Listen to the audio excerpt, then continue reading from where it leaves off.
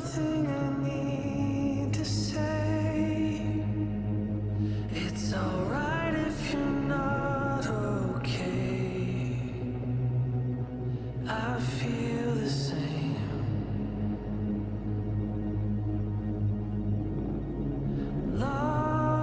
Lost in a sadness you can't sleep off.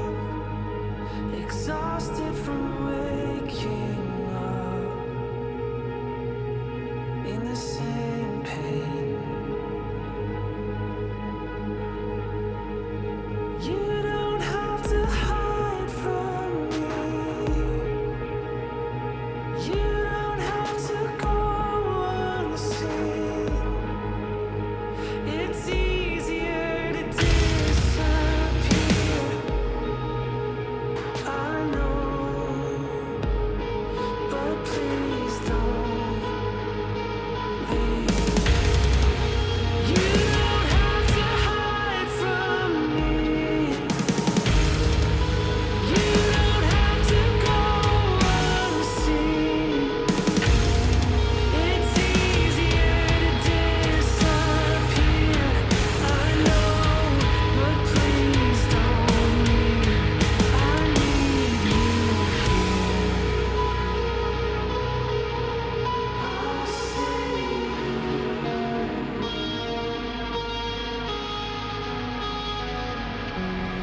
Dying in plain sight, fighting for your life, spiraling inside, dreams anesthetized. I'll see you. Smiling for your friends, crying in your bed, wishing it would end. Still, I hope you live. I'll see you. Show me everything. The beautiful, the ugly, even if it hurts me. I want to see it all. Break me like the fourth wall. Show me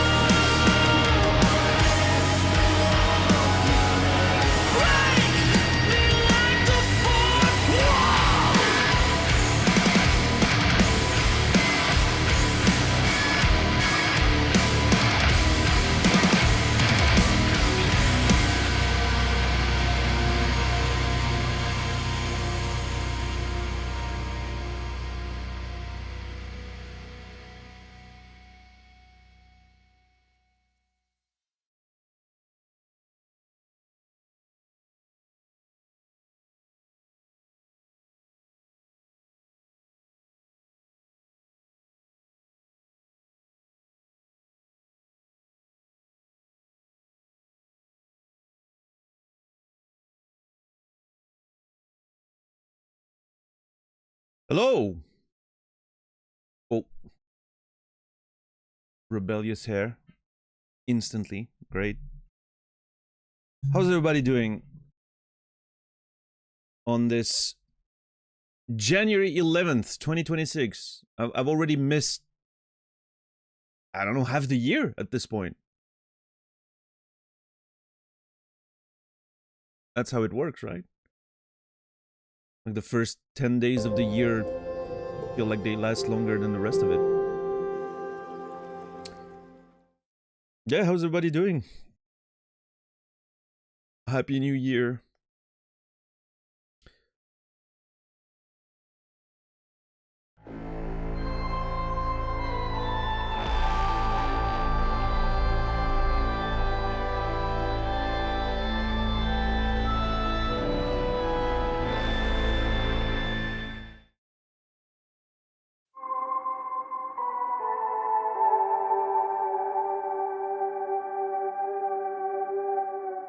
I'm just waiting for the notifications to get it out of your system now, okay?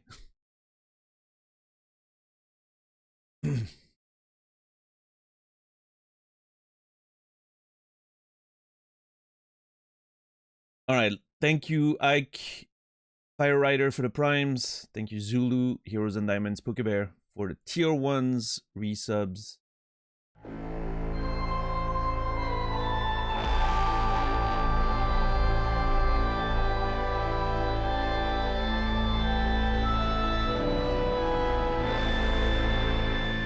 Thank you, Saladino, for the tier 3, 42 months. Rasta for the tier 2, 43 months. And thank you, Warren, for the 5 tier 1 gifted subs, 821 total. Thank you for taking advantage of the discounted price.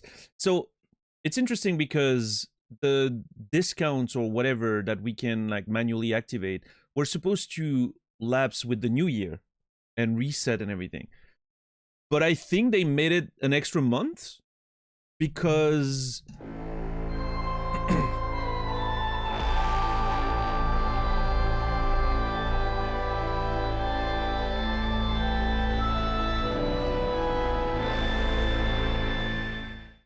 thank you, 10 bucks for the 5 tier 1 gifted subs. Too many to count. Thank you very much. I think they made it an extra month because of the like they didn't tell anyone they were gonna do like the end of the year promotion that they did.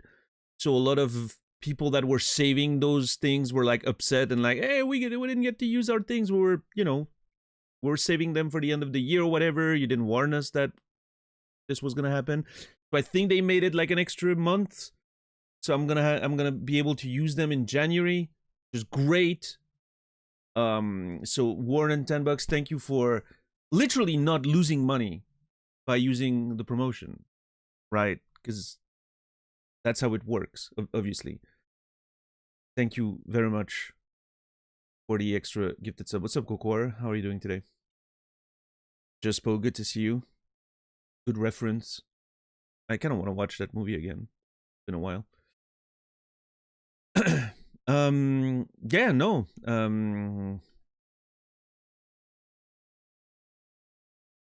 I don't know. It feels like it's been a while, but I feel like I don't have very much to talk about. I was sick most of the time. I slept for most of the past 2 weeks, so I don't. It feels like I really don't have much to say. What happened in the past 2 weeks? Yeah, I've just been sleeping. I just it literally. I'm pretty sure I've slept over 75% of whatever time passed. Consumed any worthwhile media? Oh, I watched the end of Stranger Things. Like most people did. I mean, obviously I'm not gonna spoil anything. But what I will say is outside of, you know, the numerous plot holes that riddled season 5, which I was like, maybe, you know, maybe they'll explain some of it, but no, it was just plot holes, like straight up. So despite many of the plot holes in season 5, I think the finale hit the emotional notes that it needed to hit. I feel like thematically speaking, it sort of gave a reasonable conclusion. The plot was garbage, like complete garbage, all season 5, and the finale didn't change any of that. But yeah, thematically speaking, the character arcs, the emotional notes, I think, you know, it was an okay ending. It was all right.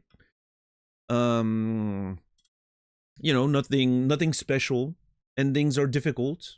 I don't think they nailed it, but it, you know, there was a plot. Not a very good one, unfortunately. But yeah, I mean, I don't know. I stand kind of in the middle of the road there, with the end of Stranger Things. I'm not mad about it, but I'm not, you know, super happy about it. It was just it's an ending. It's an ending. It was fine. Again, if you accept the numerous plot holes, but again, like, you know,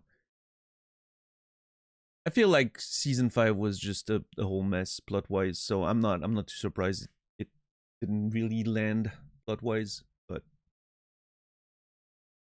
I think my main issue with the show overall, especially like the final season, is that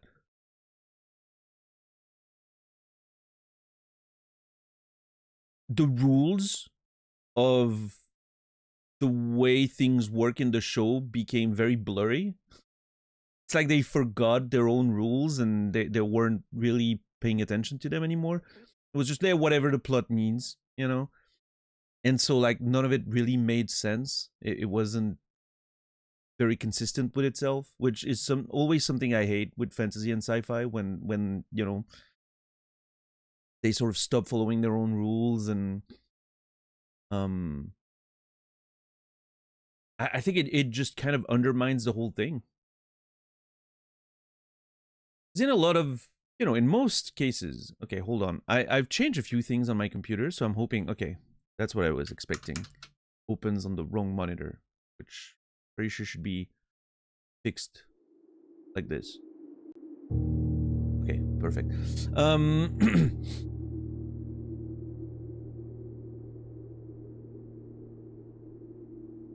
Yeah, so like it often happens with shows that approach like the end of their run, or, you know, even books do that sometimes, and games and whatnot. But yeah, the internal consistency of sort of the rules of the world and the way the quote-unquote magic or science or whatever works sort of, you know, starts being thrown out of the window just for the sake of plot and cool moments and stuff like that. And I think, unfortunately, season 5 of Stranger Things is very much a prime culprit of that sort of phenomenon,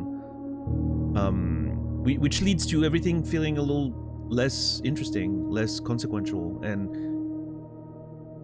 it's like a lot of the tension in a good plot comes from, like, you know, the rules, so you know the limitations of what the characters and the enemies can do.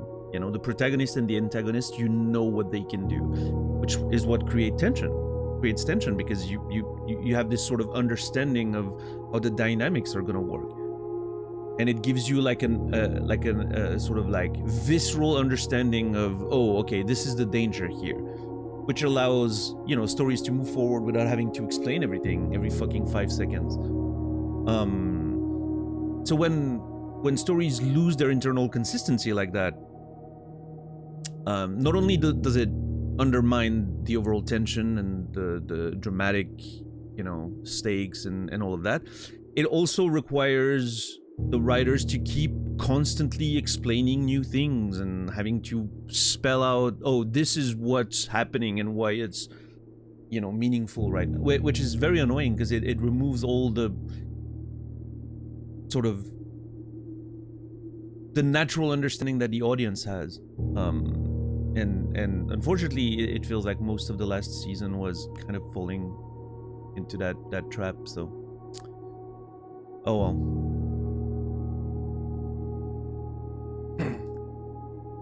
What's up, Quasi? What's up, Bryboot? Everyone agreed to put global news in pause while we waited for you. Yeah, unfortunately, that did not happen. I did follow the global news a little bit. Eventful start of the year. I'll say that.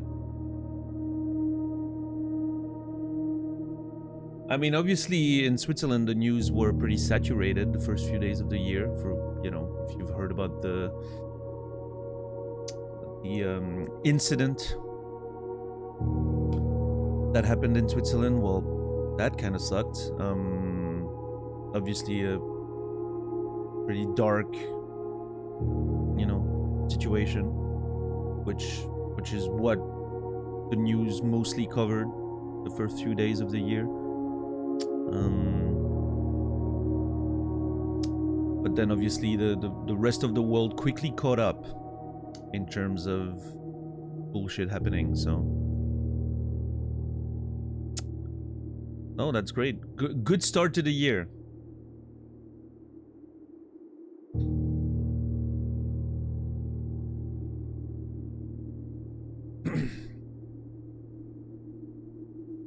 Listen, I don't know why I have a good feeling about 2026. I don't know why. Don't ask me. Not on a personal level, just on a general level, on a global general level. I have a good feeling about 2026. I don't know why. Something just, you know. I don't know. I feel like we might have a few deaths to celebrate later this year. I don't know why. I have a feeling.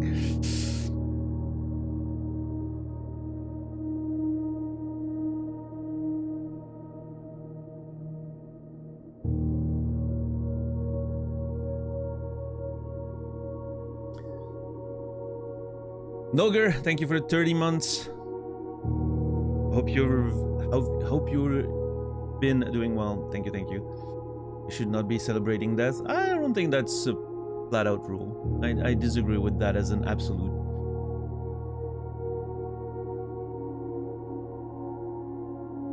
I think there are deaths you can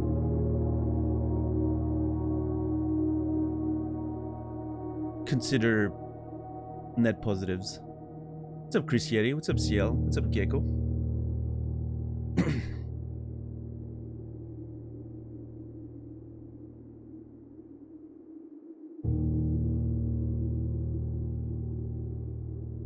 I understand the perspective. I just don't happen to agree with it.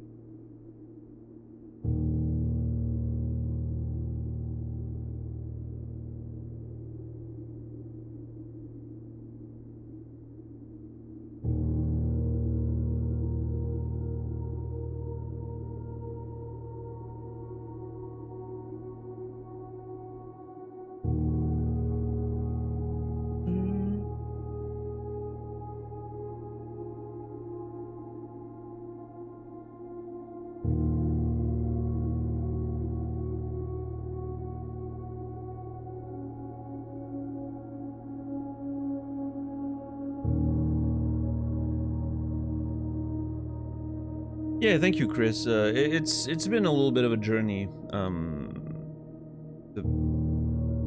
I think the worst part of the flu was pretty much over midweek, but I was still coughing a lot, and you know, talking would I don't know. You've all experienced that, I'm sure, when your lungs are kind of, you know, in a situation where if you keep talking, you cough all the time. That's kind of what, you know, the situation I was in. So not ideal for streaming, as you can imagine. What's up, Glegor?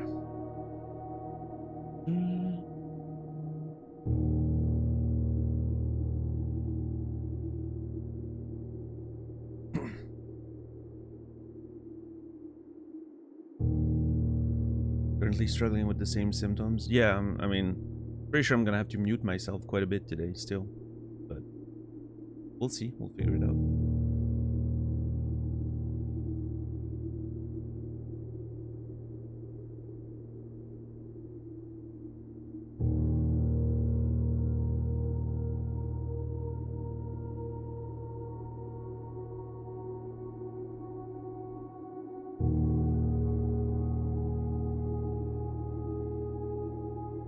Whose emote is that? Oh, that's Lopes. Nice.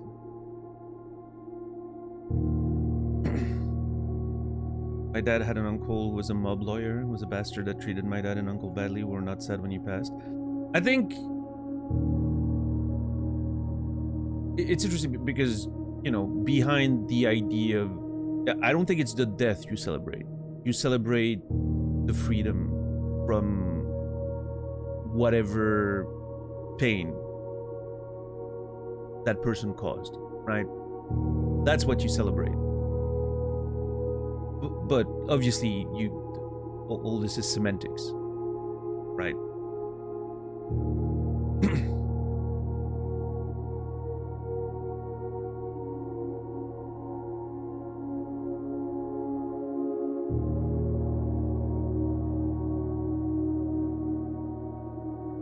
Call it what you will, we were singing. It is what it is.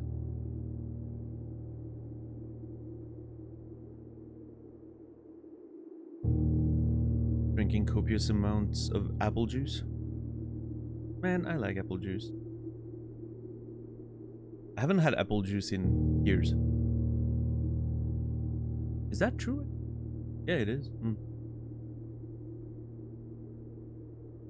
I think last time I had apple juice was like proper apple juice, you know? I like old school apple, well, old school. I like raw apple juice with, like, you know, the cloudy one.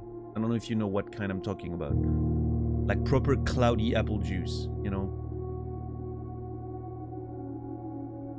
That's the kind I like, and I haven't had that in a long time. Like cider, I don't know. We don't call cider the same thing as you guys call it in the US, so I'm here what we call cider is alcoholic, you know, like it's fermented apple stuff. So that's not what I'm talking about.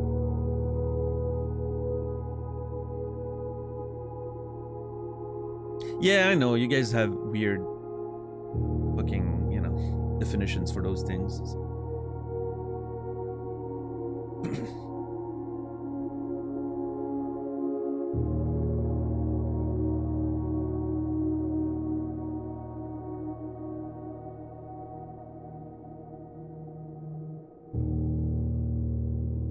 Extended holiday break last night before going back to work. Oh yeah. Well, good luck with that, Chris. I feel like I literally haven't, you know, had any social functions for so long. See my family once, get sick.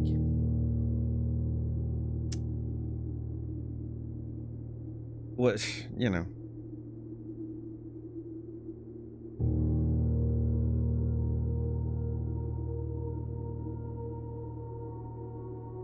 What are the chances, really?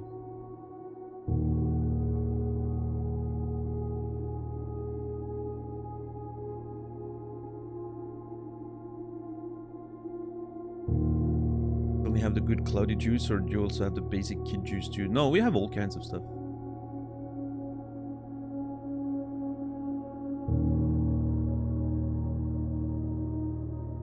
You can find good natural, like purified one that's, you know, really transparent and all that. Then you can find like the super sweetened stuff you'll find in like the supermarkets, and with or without carbonation. You can find all kinds of stuff, which I'm sure same thing over there, but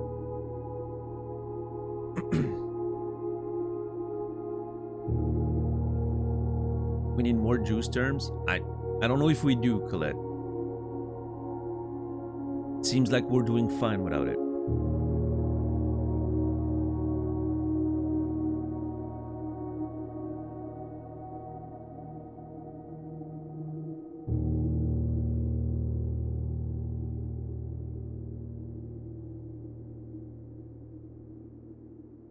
Like, what's the actual definition of a cider?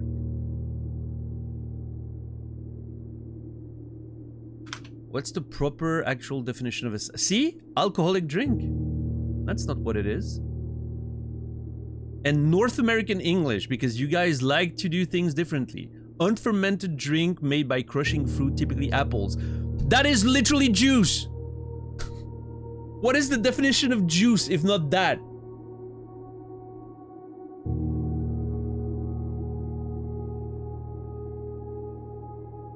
Do you call it orange cider too?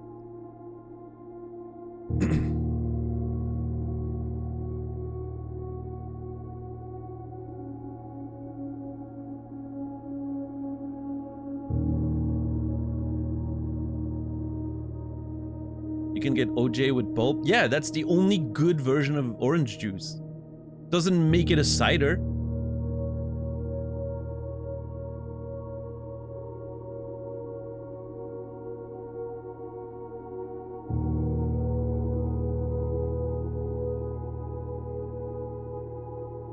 See, the rest of the world has a very clear definition for cider. It's alcoholic. That's it. Bang. You make a new word when the word is needed. That's it. Oh, it's alcoholic? Cider. It's just a juice? It's a juice. There you go. It can be carbonated or not. Doesn't matter. It's a juice. The carbonation doesn't change the whole thing. It's just adding carbonation to a juice.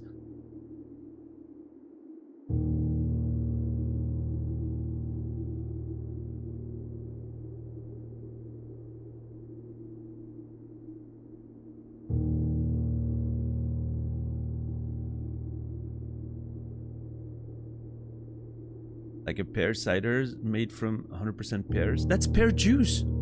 There's no need for another word.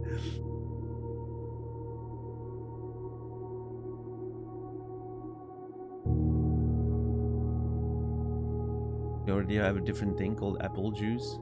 No.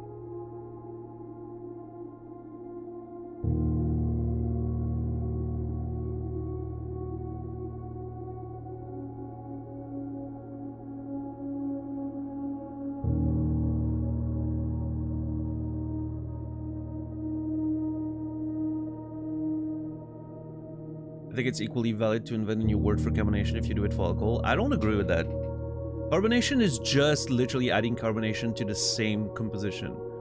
Fermentation is a whole different process. Like, the thing actually like changes on a molecular level. Adding carbonation is just adding carbonation. The juice is still the same thing.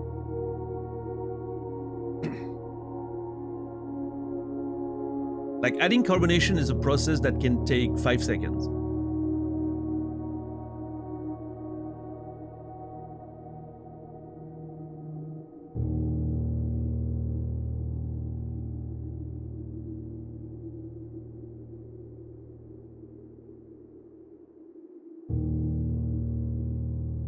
SodaStream juice, you can do that, yeah.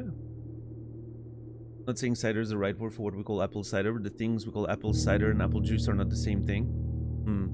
What is your apple juice then? Is it like 50% sugar and concentrated apple stuff? I don't know.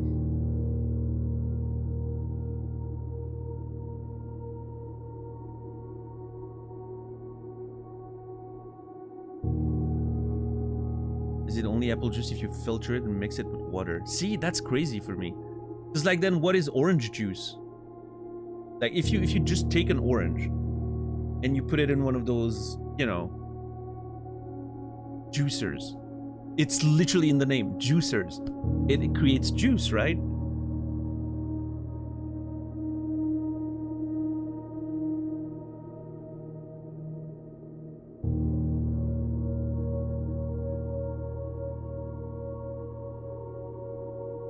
The actual explanation for all of this is that those names aren't meant to be logical. They come from like historical fucking reasons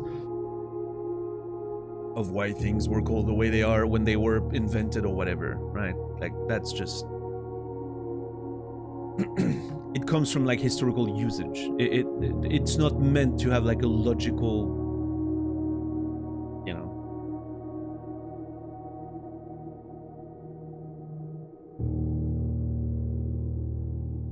Same reason why a cheesecake is called a cheesecake, even though it's not a cake, but it's just called a cheesecake because that's what it, you know. historical reasons. And those are just as valid as other reasons to call things things. Every name is arbitrary anyway.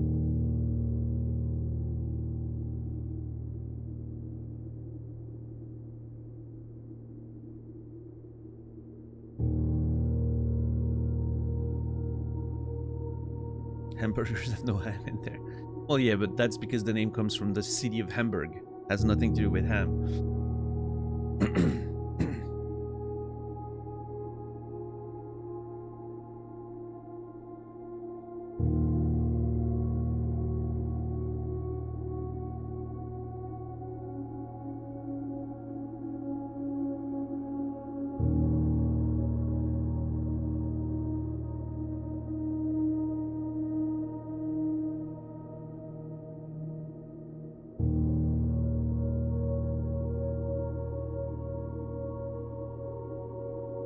Someone asked what I was playing earlier. I haven't been playing very much. Honestly, again, like the past 2 weeks, I haven't spent too much time on the computer. Typically, the time I spent was when I was playing League of Legends with, you know, friends. That's what got me out of bed a few times when I was sick. Very recently, like 2 days ago, I started playing Age of Wonders 4. It had been a while since I have played like a Civilization-style game. Pretty good. I've been enjoying my time with it. Very much has that one more turn, you know, like addiction sort of loop. I do like the battles in it. I like that the battles are sort of like tactical, full, you know, fully developed battle system rather than just letting it auto resolve, I guess. Yeah. Oh, fun game. Fun game. There's another game that I started playing yesterday. What was it? Oh yeah, Witchfire. I started. I gave Witchfire a try. I think that game's pretty good. I feel like the game loop is interesting. Still early access, so you know, but.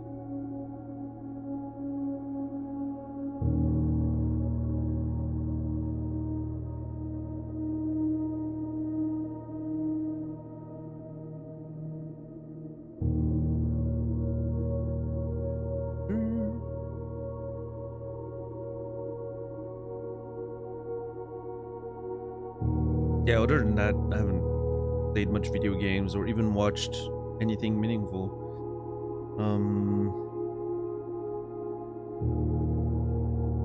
Yeah, I don't know. With the new season of League, I was mostly watching a lot of League content. Last week at least. Trying to learn as much as I can. I don't know. TV shows wise, I want to watch Pluribus now that that's out. There's another one that I wanted to watch. What was it? Can't remember. Severance? No, that's not what I was thinking about, but yeah, Pluribus is probably the next one I'm gonna watch. We'll see.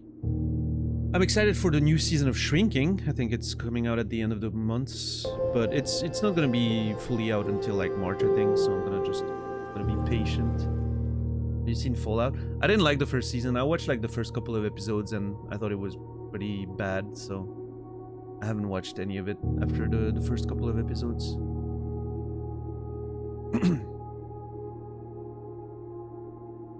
I did watch Macaulay Culkin's appearance on Last Meal. That was fun. He was promoting the show, so that's mainly the reason why I've been. But you know, if you know though that interview series, they don't really talk about the stuff that they're promoting. So, Flamingo, thank you for the 9 months. Prime Gaming, appreciate it. Thank you. Hold on, I need to blow my nose.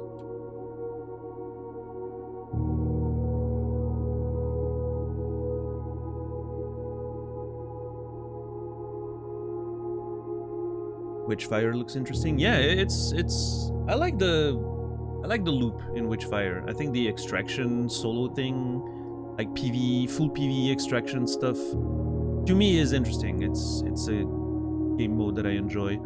I think Witchfire is very arcadey. That's kind of what it feels like to me. Which I don't know. I don't mind.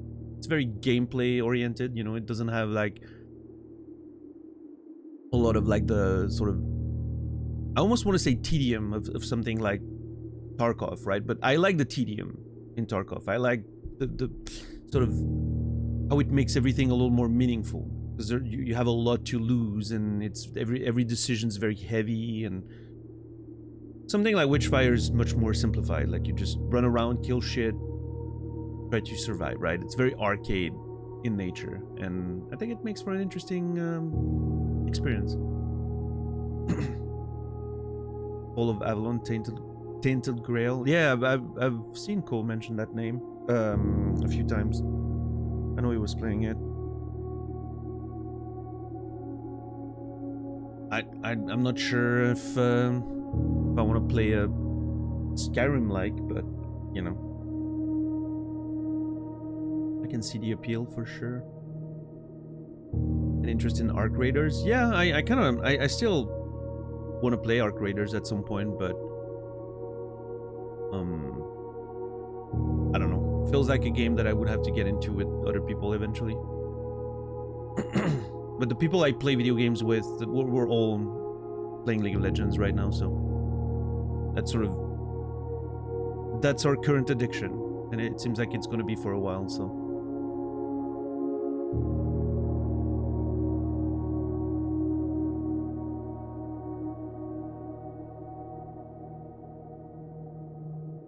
you know, we have a final test result in Blueprints coming up, by the way.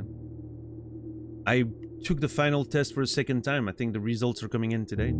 It's been that long that I haven't, you know, played it.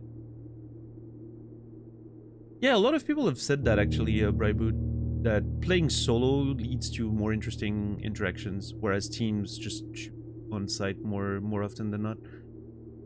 It's interesting to me. I didn't expect that it would go that way. I felt like solo, everyone would kind of fend for themselves, whereas when you play in team, everyone feels like they're stronger, so there's more of a chance of being patient with other people and not starting to shoot. But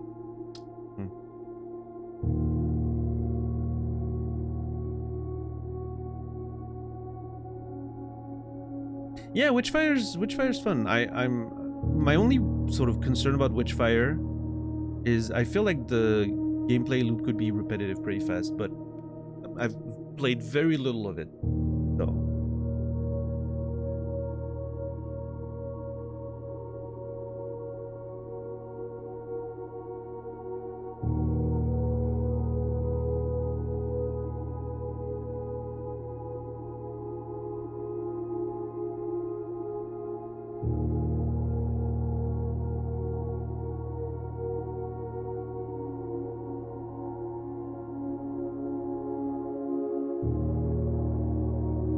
I find that a very strange comparison.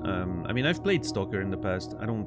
I understand why people are comparing the two, but to me, it's like a completely different experience.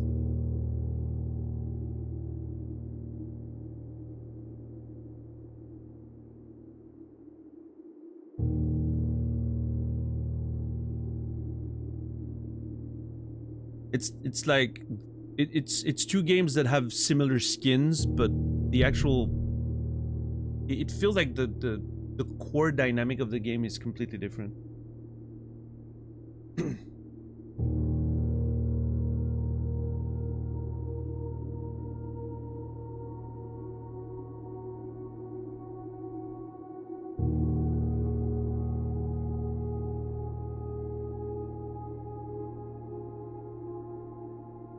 Like, if I feel like if I'm playing something like Anomaly, or if I'm playing,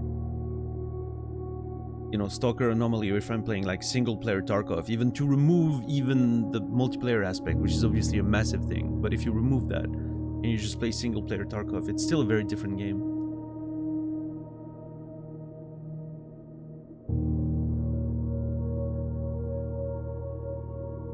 I feel like the all the extraction aspects and all the like sort of session-based gameplay is really like the core of the Tarkov style experience. Whereas something like Stalker is, you know, like much more of a classic continuous experience. If you die, you reload, right? It's a break in the continuity of the whole thing.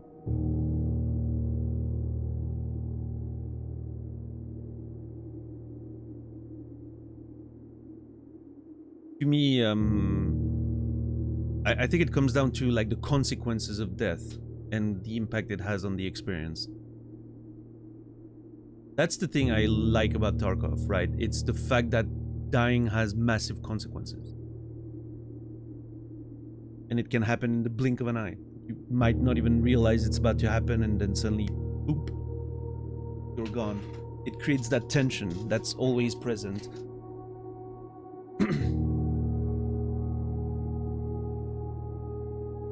Anything that's based around saving and loading that can't create the same thing.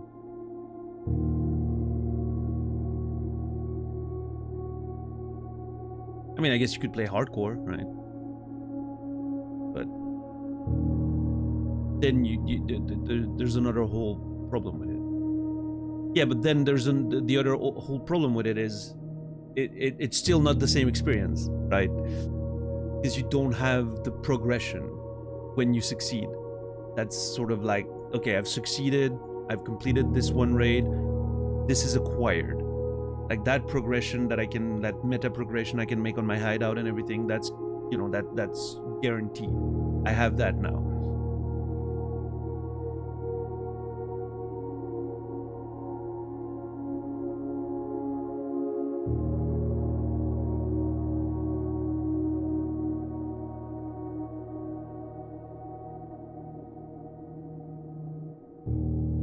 What's up, Credo? Do you remember how to play? I don't know. We'll find out.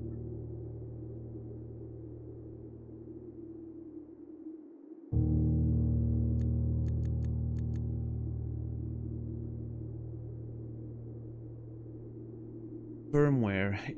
Ignore later.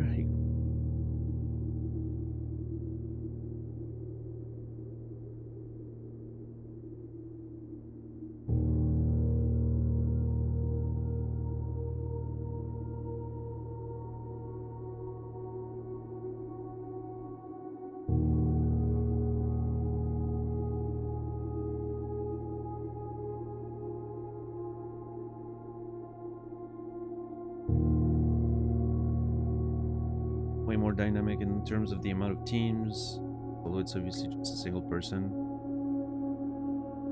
Yeah, that's interesting. So like teams cannot be mixed with solo players, right? That's the way that matchmaking works.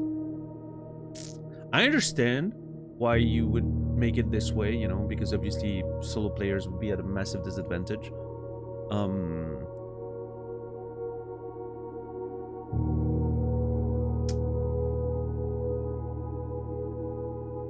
But yeah, I don't know. It creates that situation you guys are talking about, which is kind of, I don't know.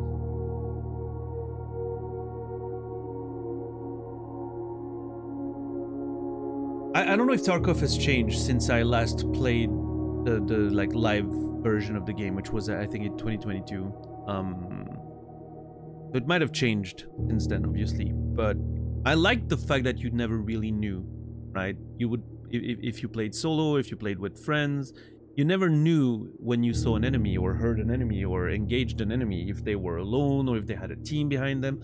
I liked not knowing. I think it was part of the tension. It was sort of kept you on your toes, right? Anything that is predictable in those games removes from the experience, I feel like. So yeah, I think in that case, solo would be probably a lot better, because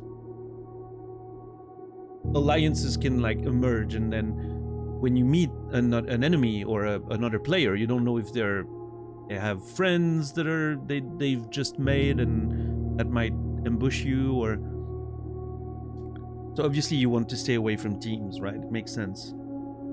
But I don't like that it makes the team stuff predictable in that way.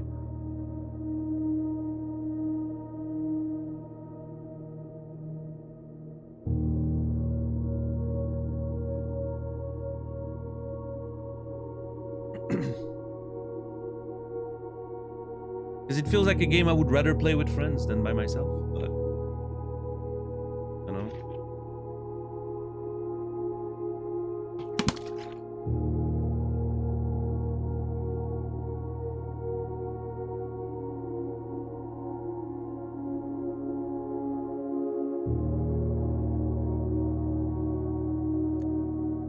All right, I guess let's play some blueprints. Get this run done. Not sure what today's gonna be like. I'm probably just gonna try to get back into it by just drafting stuff and see what happens. I don't think I'm gonna make massive plans unless we find the tomb. I'm hoping we do. In which case, finding the her ladyship's chamber is gonna be the #1 priority. Remember that.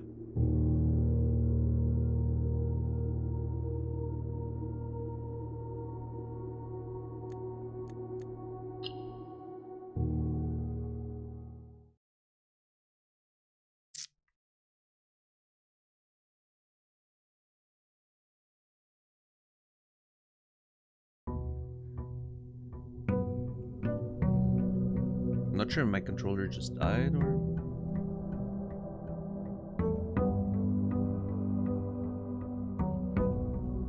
Okay, it'll work. Alright, I have a key card. Oh, past Daniel just was very, very thoughtful. Left me a key card by finishing in the...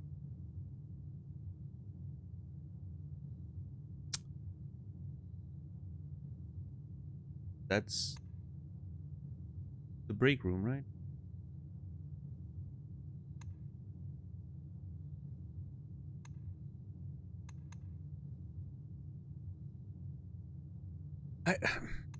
I'm really confused about... Like, this stuff is like is for sure bugged. There are some rooms don't appear on the map.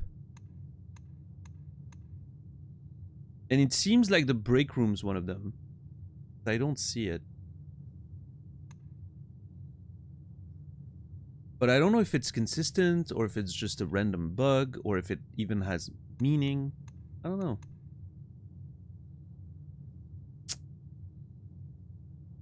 We have 7 red letters. 1 more to find.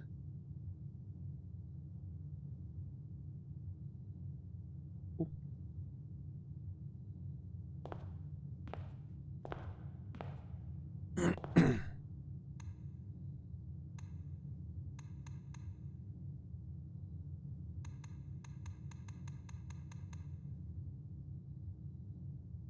Is it always the billiard room, break room? That doesn't appear. No, it's appearing here. I don't know.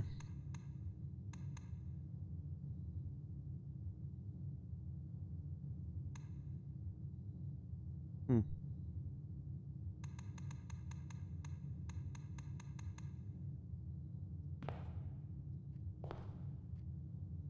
Oh, let's get my allowance.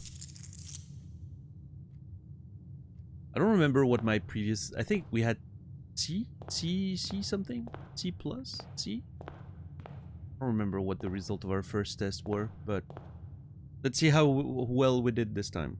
I think it should be slightly better. Hey, I got a B! Look at that!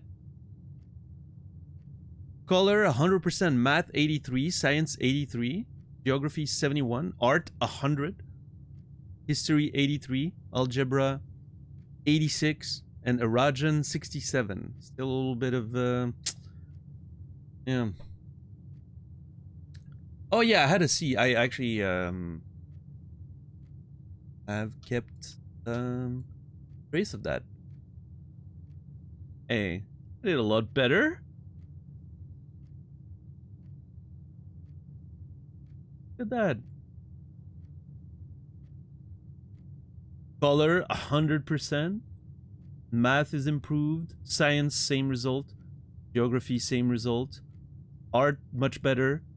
History, same result. Algebra, a lot better. And Arajan, same result. Okay. Not mad about it. I'm gonna save that new result.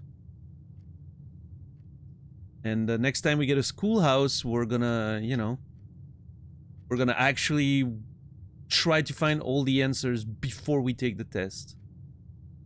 The terribly, terribly long run. So, yeah, we'll see.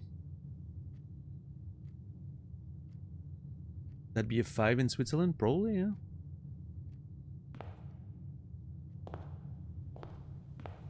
I don't know, it's hard to say, because it wasn't the way we do things in Switzerland. It's not like a matter of percentage of, you know, like, oh, you got that percentage, so you get this grade. Whenever I created a test, because I'm used to teach, I'm not a teacher anymore. Whenever I created a test, I would create a scale, right? Depending on the difficulty and what I'm trying to actually evaluate, and a whole lot of parameters.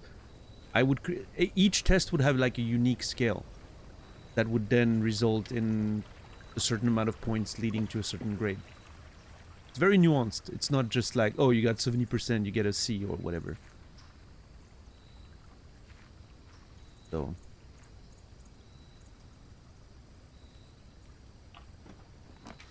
Ah, come on. I was really hoping I would get the tomb. I haven't had the tomb in a while. It's very annoying. Should I go with the trading post? Or the shelter?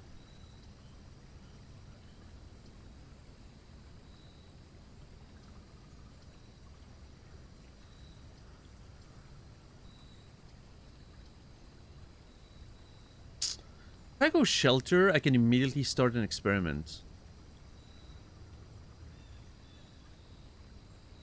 And then get everything to unlock.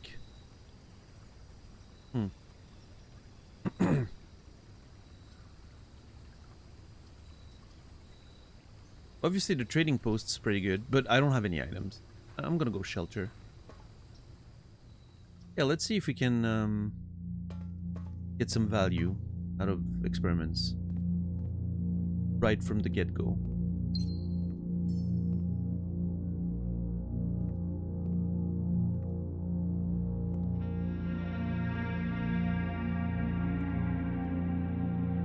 It's interesting that this is on the wall here. I feel like we've seen... Haven't we seen that symbol in, like... maybe, Alzara cutscene or something?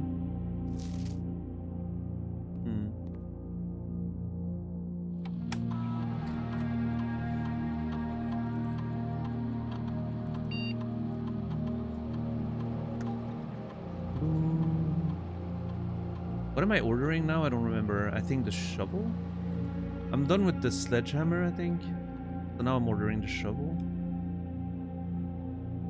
Make sure I get it.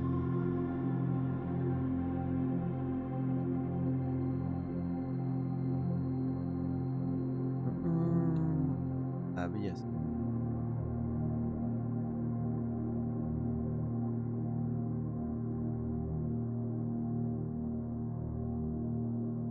Experiment setup. Ellipsis. Gain 1 key for every 2 hallway in your house.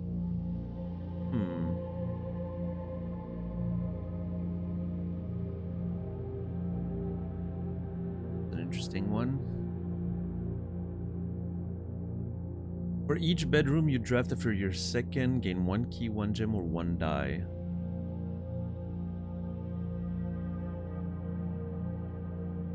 Yeah, why not? I mean, none of those things are very valuable, so I'll just go for this one. This way, if I draft bedrooms early, I still get value for them, even though I'm not getting extra steps.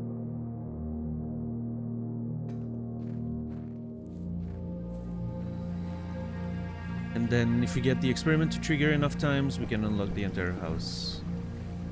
Could help.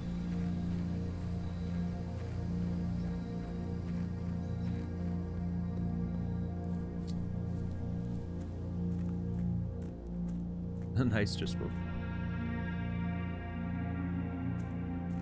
Alright, start drafting.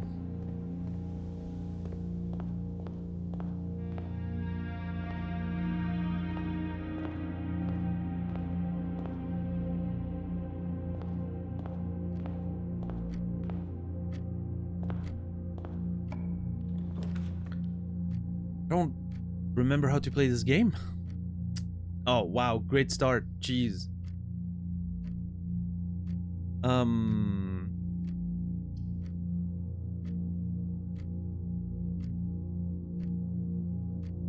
I have to, I think I have to pick this one.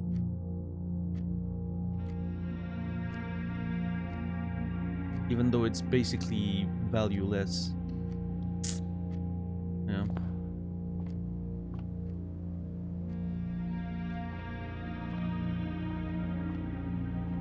Ooh. Never mind. I like the sleeping mask.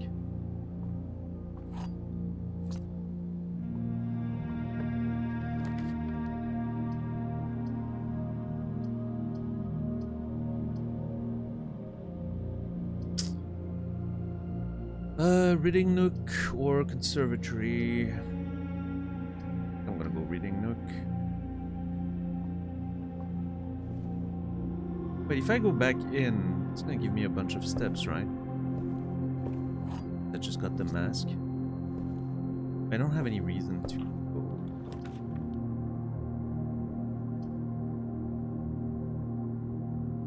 Should I? Is there any reason for me to drive the library? Unless I want to see the new clue again? I don't know.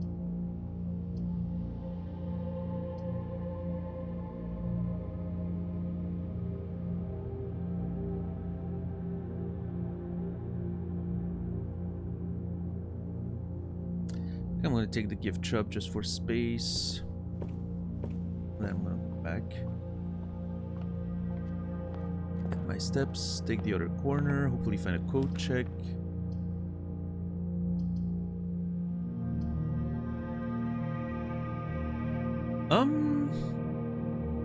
I think the dark room here being sheltered would be nice. Yeah, let's do that.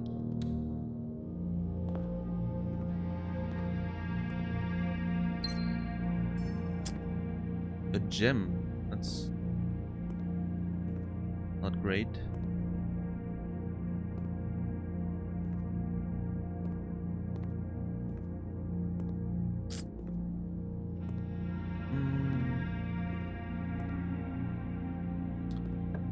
Right.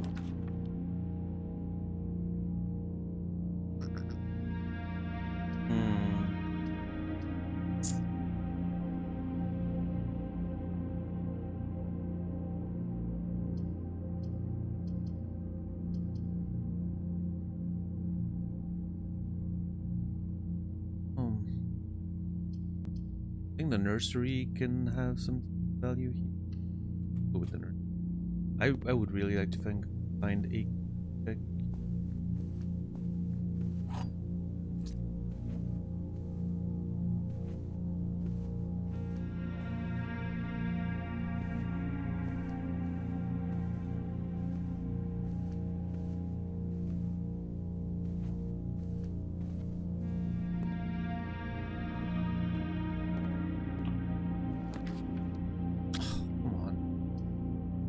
What an annoying set of picks.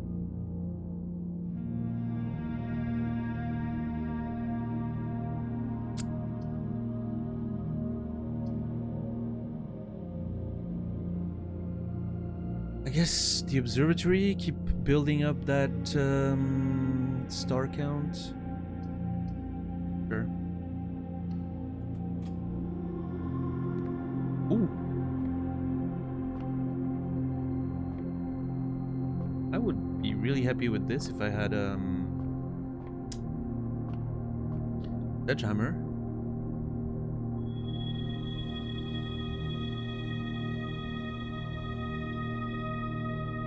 Oh, that's Draxus the Dead. That's the first time I get it. Interesting. What was it? Wasn't there a thing we needed to do with dead ends, like getting 20 of them or something?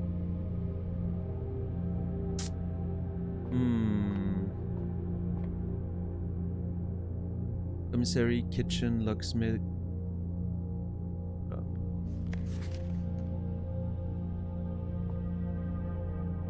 Commissary would be nice, I guess.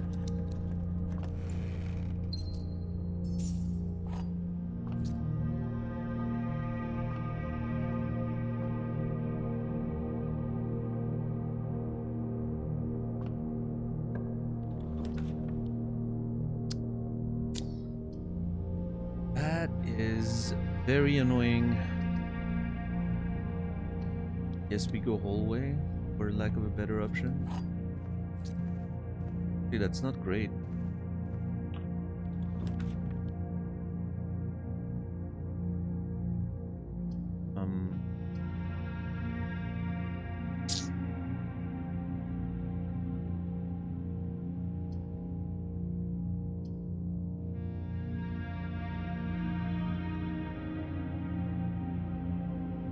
I think I'm going walk-in closet here.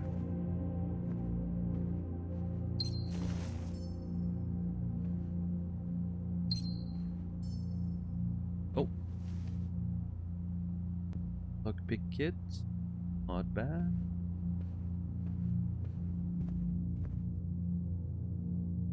So the fact that I'm gonna draft more dead ends is a bit of an annoyance, but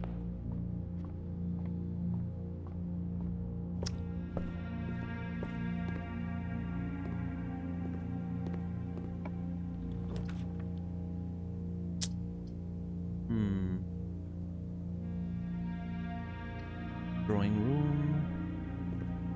The code check is a dead end. Can I please get that one?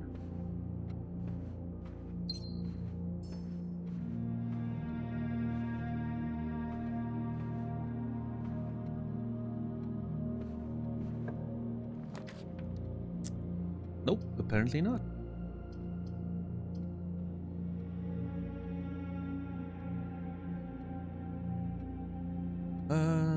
Should I go West Wing Hold?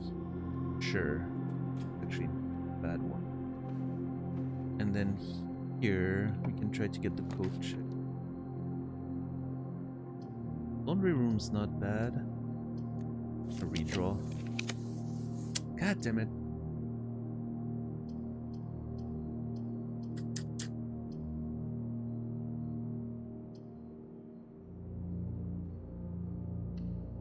Yes, I guess.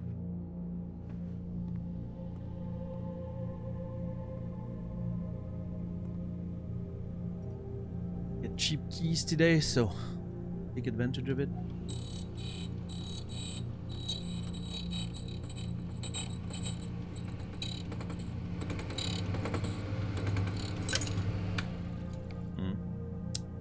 Okay. More keys.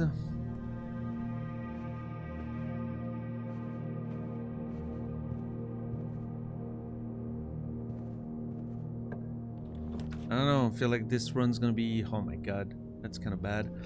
Yeah, I'm not upset about it, and the reason for that is that we have a key card. Okay. Key.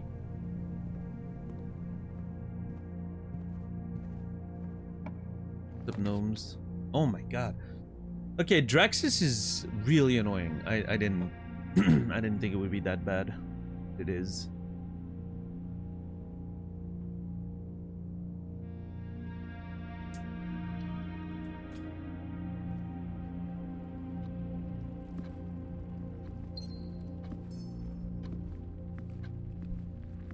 There would be an argument for... Oh shit, I have a fucking lockpick.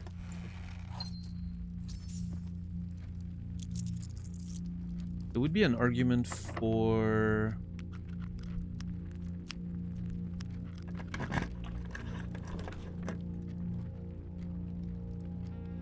a laundry room into a freezer.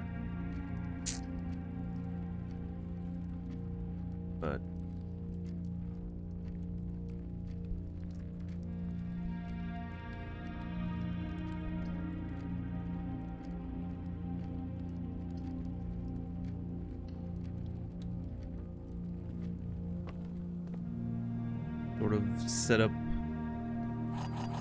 a next run that's not plagued by Draxus.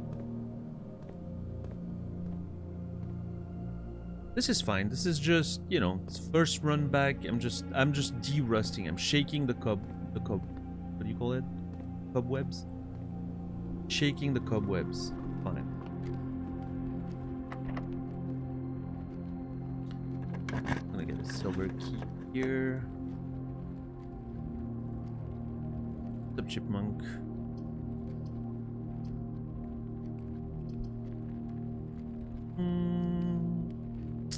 This will be sheltered, right? Yeah. Yeah, why not? Get this one down, sheltered.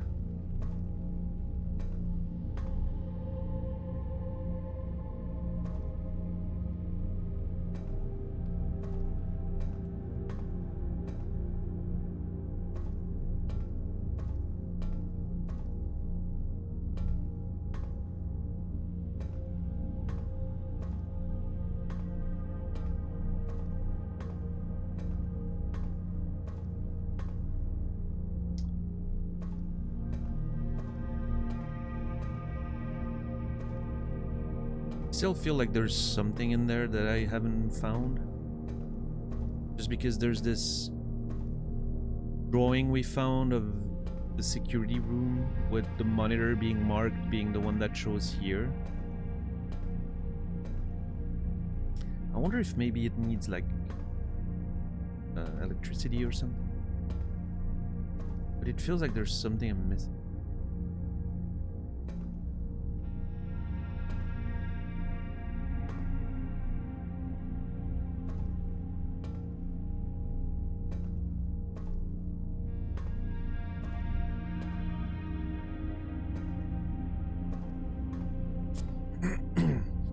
Okay, cards, so that's one.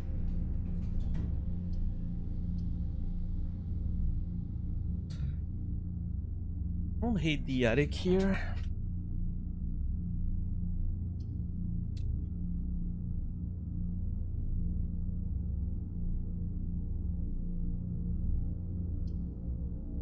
Yeah, my God, I'm gonna go for it.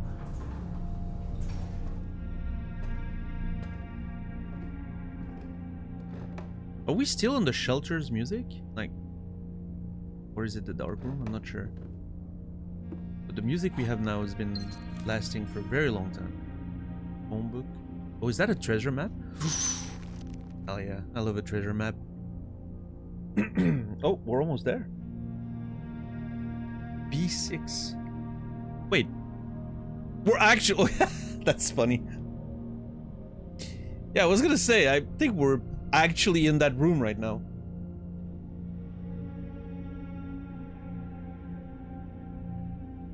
Okay, I need a shovel then. Anyone got a shovel? Ooh, battery, okay.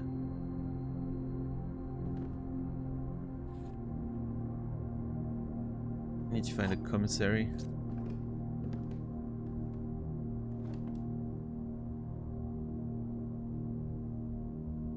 Yep, need a shovel.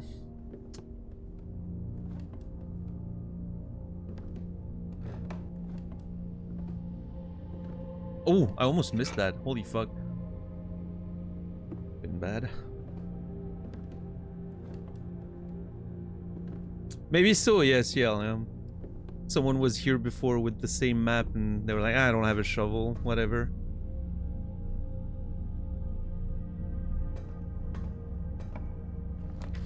Okay. I think security here is pretty good.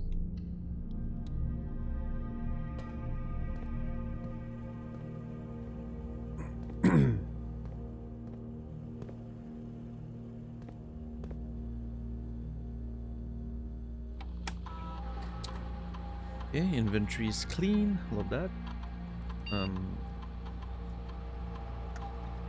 Key card, security level high. Okay. All I wanted. Go down there first. Ooh. Oh, that's annoying because that's a hard one to pass, but at the same time, you know, I kind of want to open the space a bit more. I mean, we have Draxus, so the study should show up again, right? There's a pretty good chance it's going to show up again. I think we take space opening rooms whenever we can in a situation like this one. I think it makes sense. Okay. This would be sheltered. Hmm.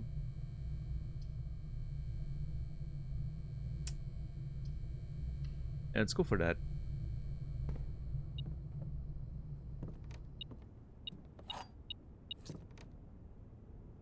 Okay, we triggered the experiment for the first time. If we keep doing that, we might be able to unlock the entire house.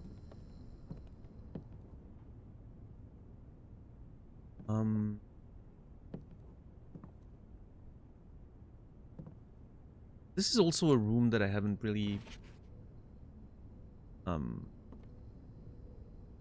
drafted very often, so it might contain some secrets that I previously missed. Seemed like there's much to it, but here's a study again. Yeah, I mean, we already have access to... I mean, I could redraw. Wait, why can I redraw? Oh, I have a die. Okay. Yeah. I think I'm gonna get the study. The map. Room.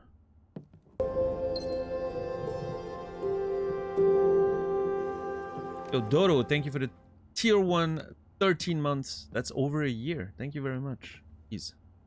Long time support. Thank you. Dodo Nino. Get you.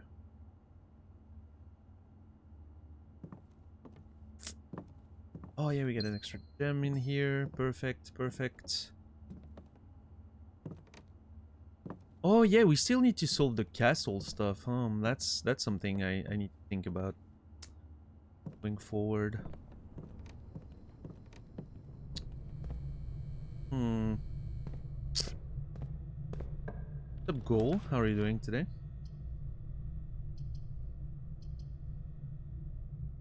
I think the aquarium makes sense here.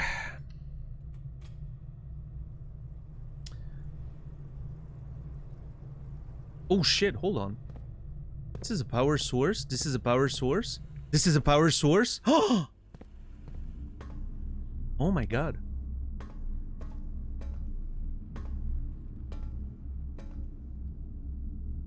You have a nice chain reaction there.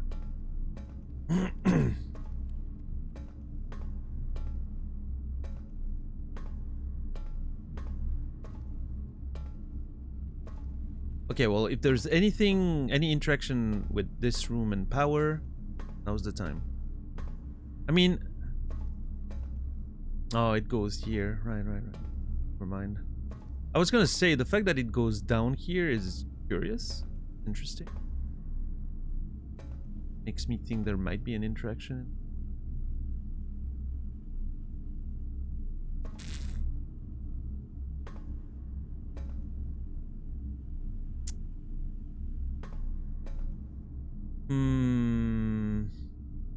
Man, if only we could have gotten the power all the way up to the garage. That would have been great.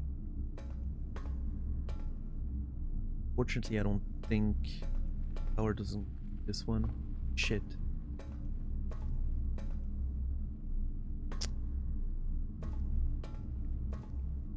Getting the garage open would be nice. I mean, I don't know if I need to go outside of taking the underground, but I think we might get to the foundation.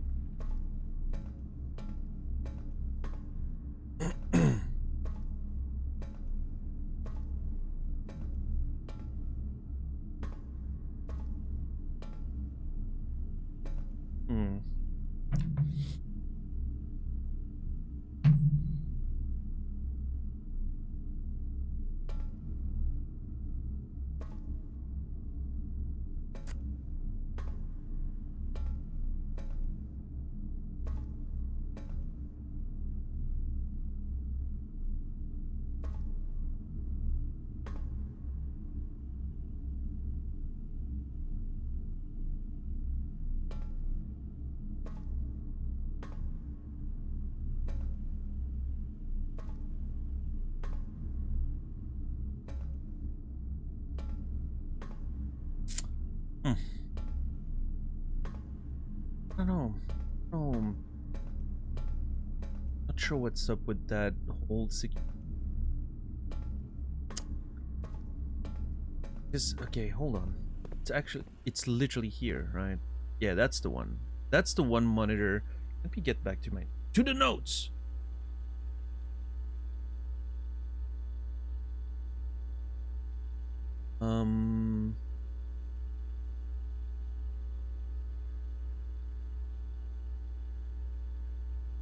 There.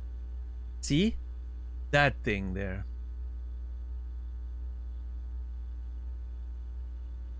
One, two, three, 1, 2, 3, 4, 1, 2, 3. I'm pretty sure this is this. Right? This is this setup. Delete it. With an A on this monitor, right? Delete it with an A on this monitor. That's the archives.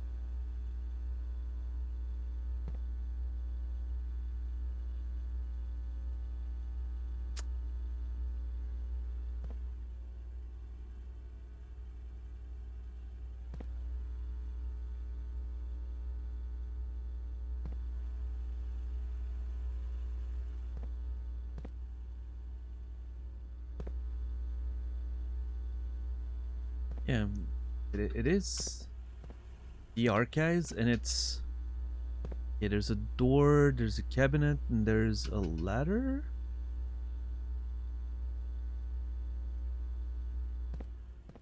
So it is this side, right? It's this.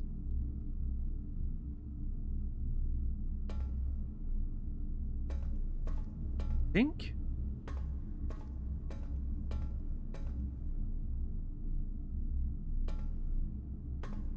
Yeah, the cabinet's on the side.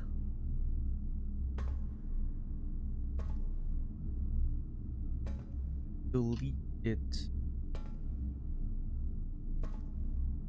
Why would it? I'm not supposed. I'm not sure if it's supposed to be.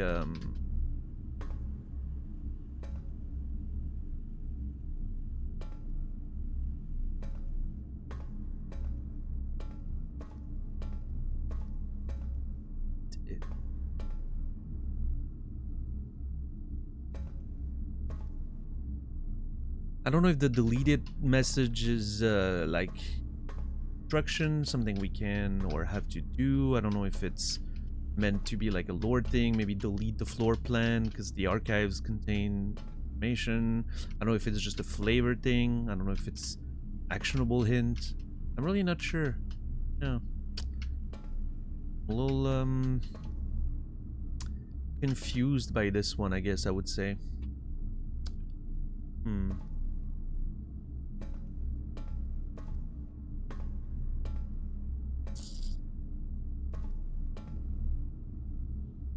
Yeah, I don't know.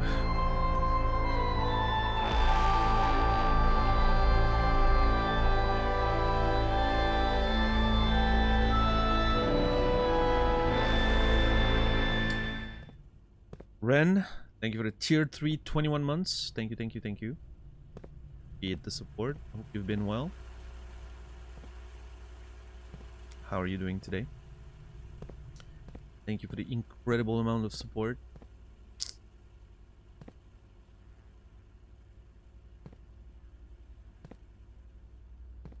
Sorry I wasn't able to stream much past couple, but be back on track now, hopefully. I have no job. I'm ready to nerd out in 2026. I'm sorry to hear that your job situation has it changed, or am I misunderstanding? Yeah, I'm sorry. Sorry to hear that. Hopefully it's for the best eventually.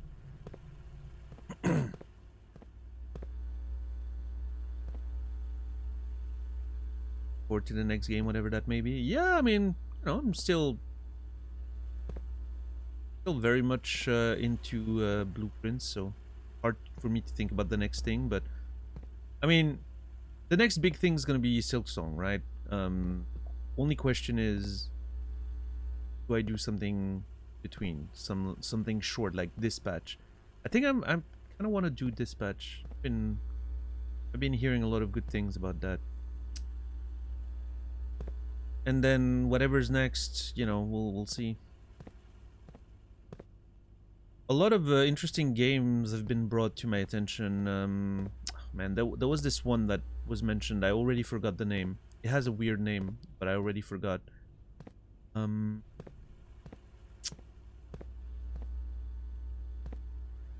about the trees, dead trees, something. Subtiuma. I think that one seems to be interesting. Some people have mentioned. People in the Discord have mentioned Lorelei and the Laser Eyes. I think this one looks neat. I'd want to try that at some point. The root trees are dead. Yeah, that's the one.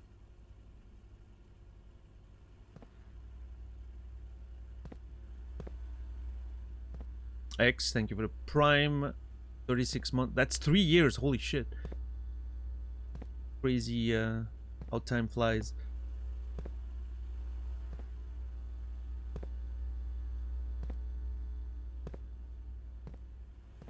I've also recently felt I felt the drive to play another one of those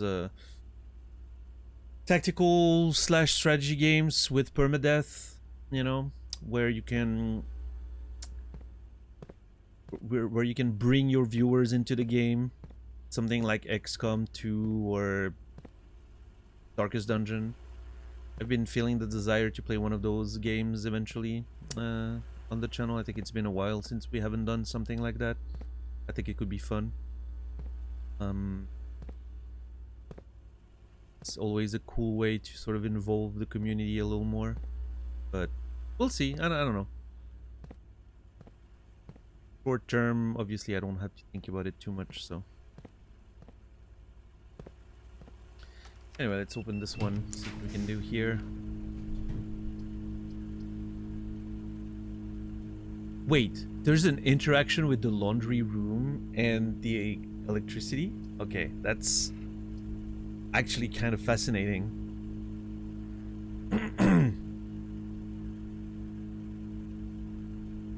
I didn't know about that. Obviously, the boiler room gets us to the foundation, which is great, but I also do have access to the foundation just through outside. Oh.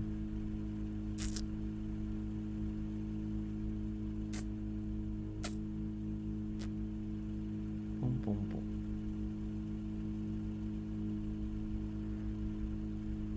Nice run, yeah, hell yeah. We're getting a Disco Elysium replay anytime soon. I mean, it should happen in 2026. Not sure exactly when, but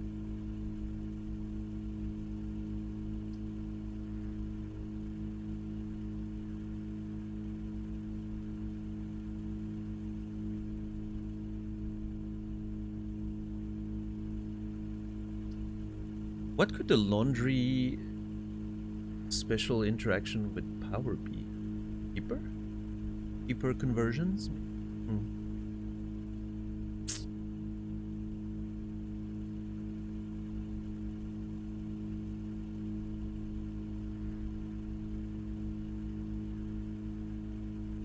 The problem is I haven't found a commissary yet.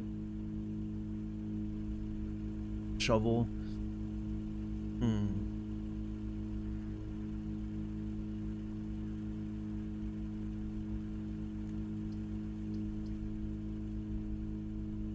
You know what? Let's see.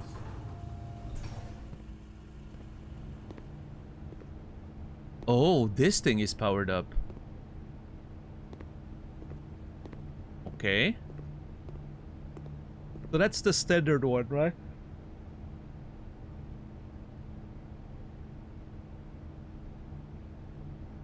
Which spin cycle could be interesting. I would get a lot of gems. I would feel a bit more comfortable if I had shovel already, but what is this about?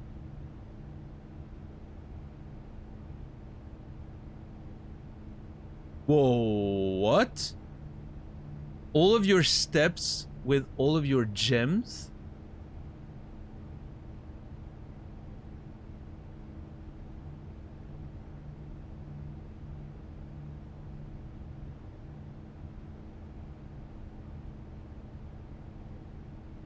I mean, currently my allowance is higher than my star count, so I'm not, you know, I'm not sure I have any interest in doing that. I would rather keep my allowance. I think.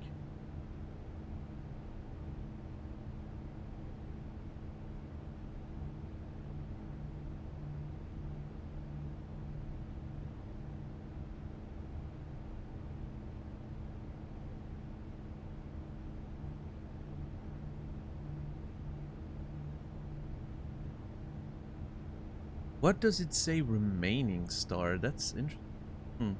Anyway. We'll exchange all of your dice with all of your keys at a 1-1 rate. I don't need any of that right now. But, okay, interesting. Interesting. Man, if I had a shovel, I would absolutely swap my gold with my gems right now just to get more drawing power. Actually, I might still do it. Because I think 8 coins is enough to buy a shovel sale anyway. And I might find more coins in the meantime. Yeah, let's just do it. Just having a lot of gems is just good for redraws.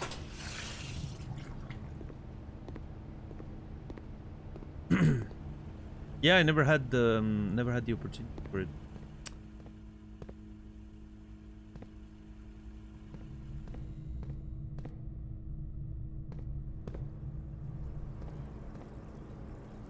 Okay. All right, let's see. Okay.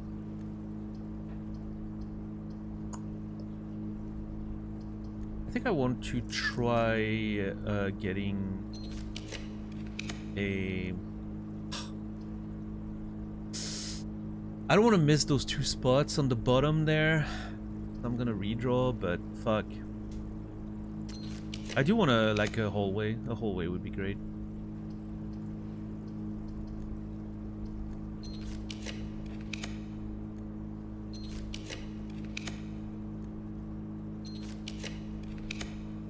Come on, game. This game, I swear.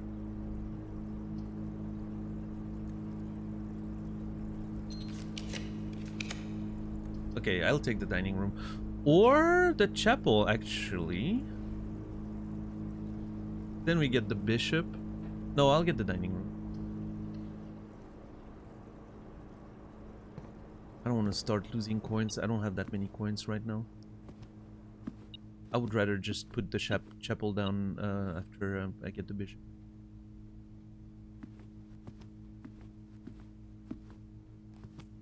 Very well placed dining room.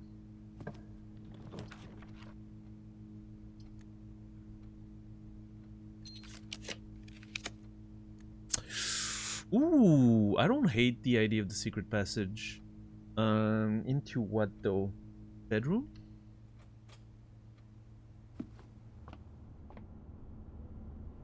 Or shops? Get the commissary? I think bedroom. I'm gonna try something fun. Because I don't want the experiments to trigger.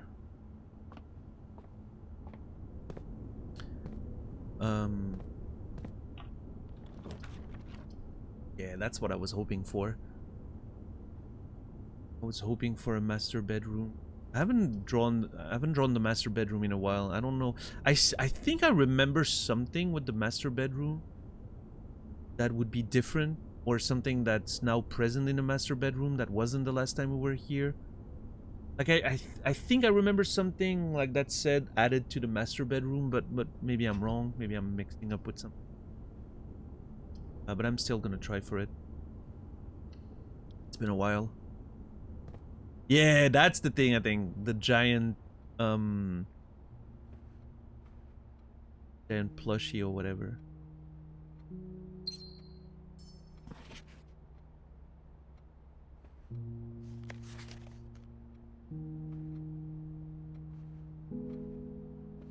Music is great.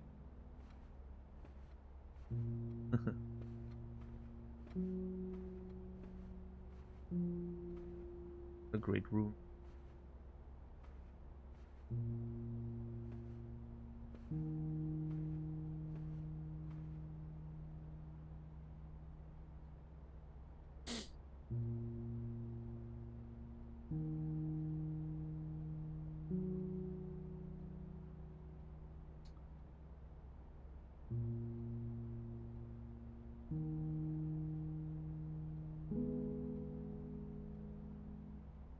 A beautiful soundtrack.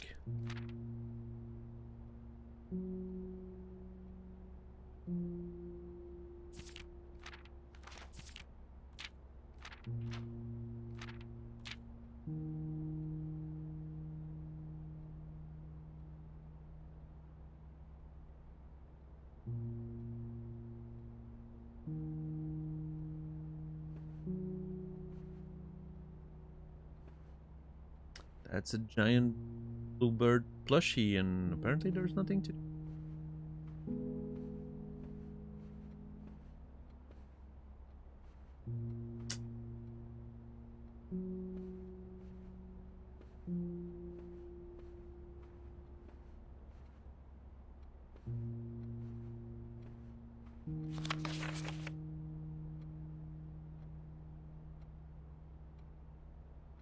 I think it's linked to one of the different game modes, isn't it? Isn't it something? No, there's a different game mode, but I think maybe that requires starting a new. I don't know. I haven't really touched on those things. I remember like there's a dare mode or something. I know that from like the.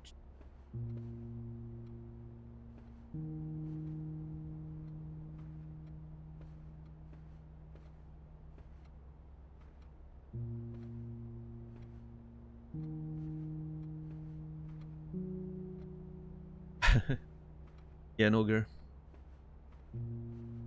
Yeah, having cannons like that seemed ill advised, but I'm not gonna yuck on this man's yum. He likes having cannons in this room. So be it.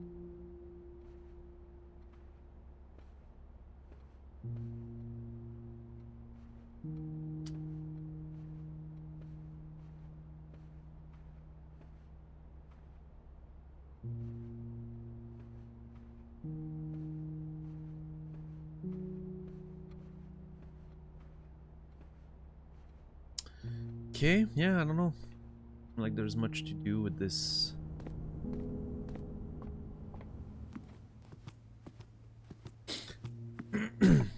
Okay.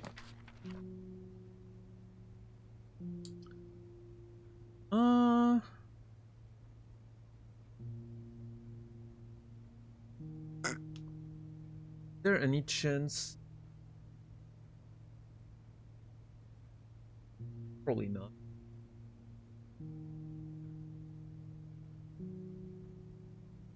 I think I'm gonna redraw.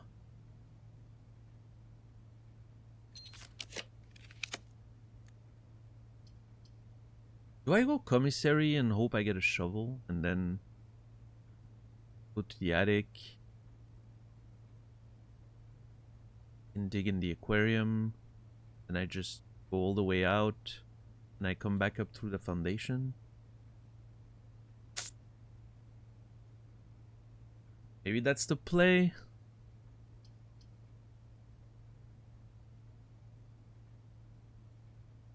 Master bedroom behind the bookshelf is a vibe.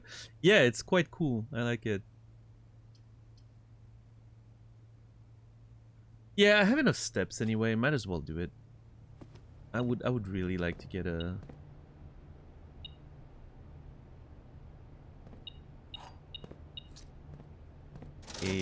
shovel. Shovel. Sledgehammer. Oh my god, the coupon book's carrying me so hard right now. Ooh, do I get the compass or the salt shaker? I think I get the compass, right? It's gonna sort of counteract the effects of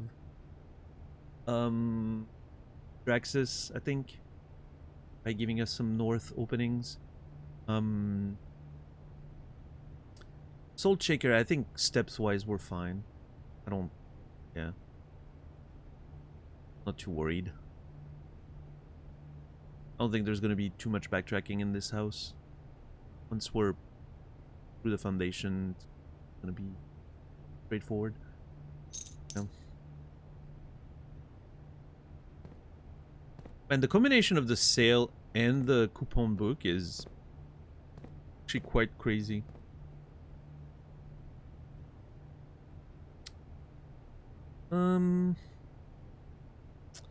Okay. Let's go dig up some stuff. A key.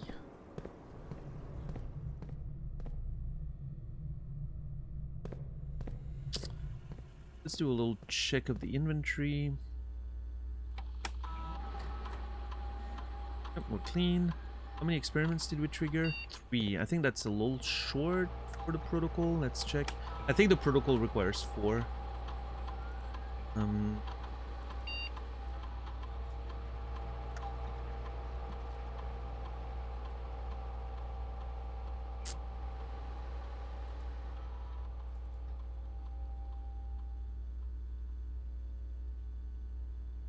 Yeah.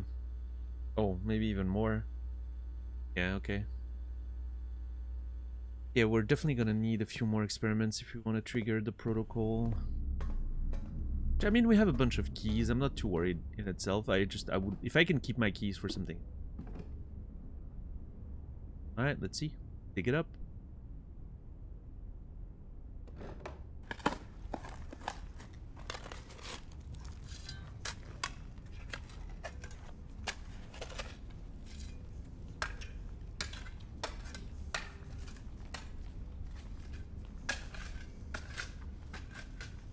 Some gems and coins. Not mad about the coins. I think that's really nice how it's dug the feeling. Yeah, it feels like the sound effects should be different, right? Like you should hear the actual sound effects of breaking the planks and everything. But details. Maybe so, $10, maybe so.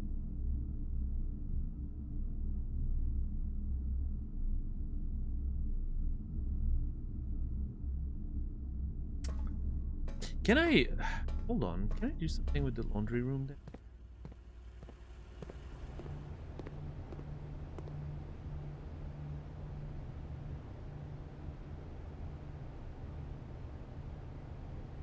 We'll exchange all of your steps with all of your gems. I would get a bunch of gems for it. And still a reasonable amount of steps.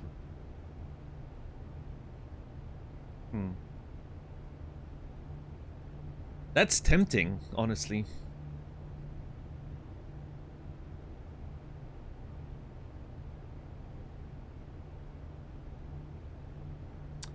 It is tempting.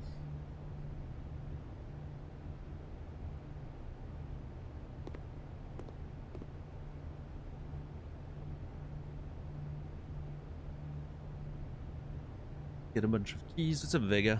How are you doing today?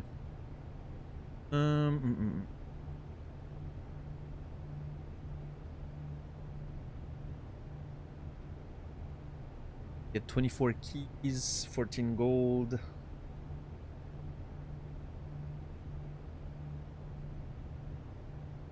Do I have any reason to my gold? I mean, yeah, I guess the luxury items room, I don't remember the name. The gallery or the showroom. A reason bit.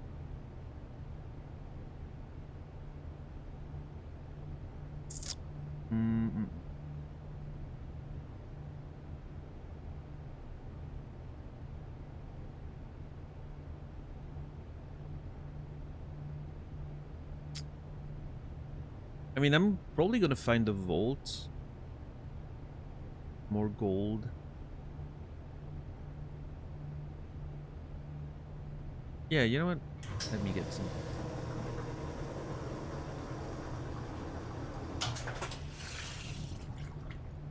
I can afford the extra key. I want to do this.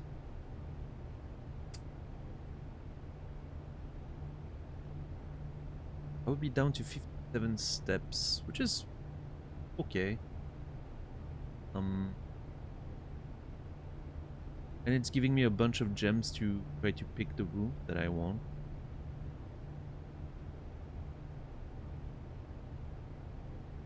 I would be down to 9 gold. 7 steps. Let's see. 4, 5, 6, 7, 8, 9, 10, 11, 12, 13. Yeah, I would basically be back through the foundation with like 40 steps left.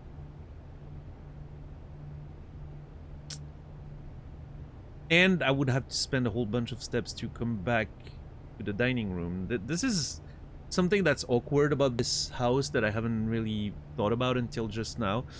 Is it's gonna be really awkward to go back to the dining room. Should I want to? We don't have access to the garage. And the foundation leads nowhere. So that's gonna be a little awkward.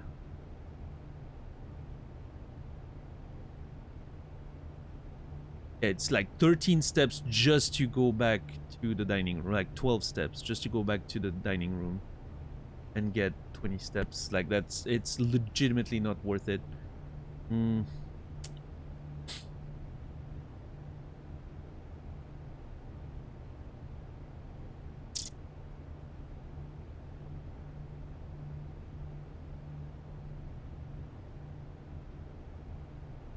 Shadow Cone.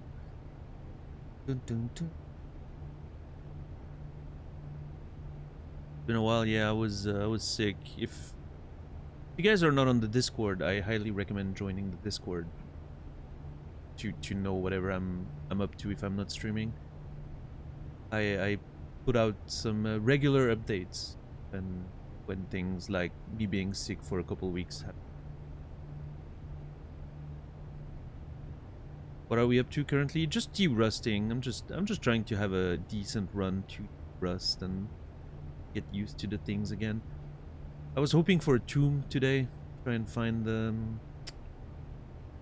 diary key for her leadership's chambers, but no luck. So we're just. I mean, I'm gonna have to come back here for the code check anyway. Oh shit! I didn't think of that. Ah, fuck. You know what? I need to. Unfortunately, I need to keep my steps because I might have to backtrack like a crazy person.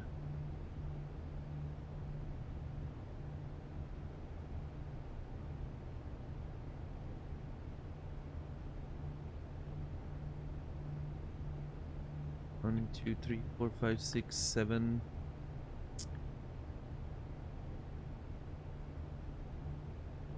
Yeah.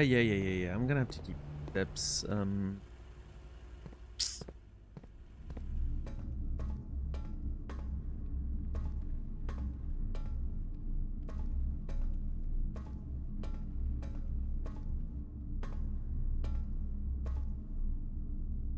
Still very intrigued by this room.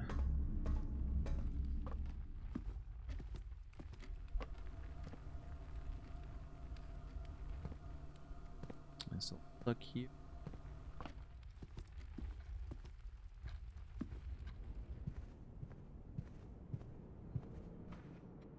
What seemingly meaningful progression have we made? None.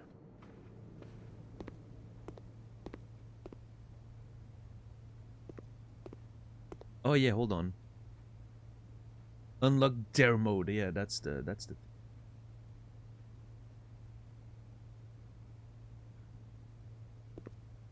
Gain more trophy. I don't care very much about trophy though.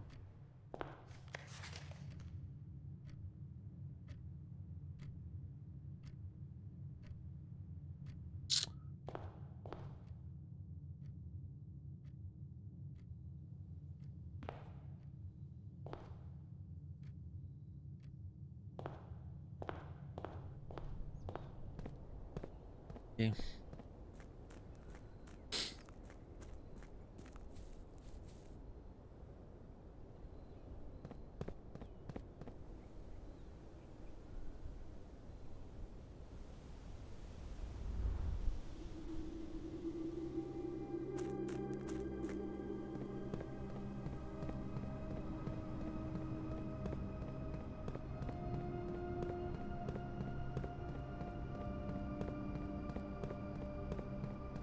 I'm gonna go open the door just in case, but very much doubt we'll get in there. You never know. Get a great hole and then get in, but...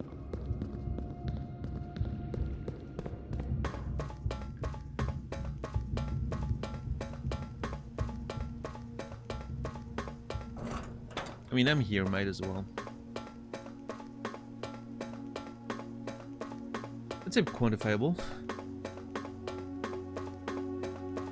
Yeah, make sure, I don't know if you use Discord, but if you join the Discord, you will be updated whenever I'm not streaming for a while. I was sick for the past couple of weeks, so wasn't able to stream. On medical leave. But yeah, the Discord's the best way to, you know, be up to date with all this stuff. If I'm not streaming, I'm usually posting updates.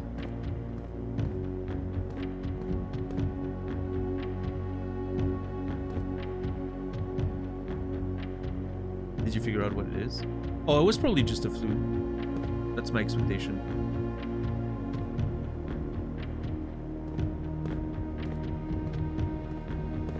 You don't use Discord? Yeah. Yeah, thank you. Thank you.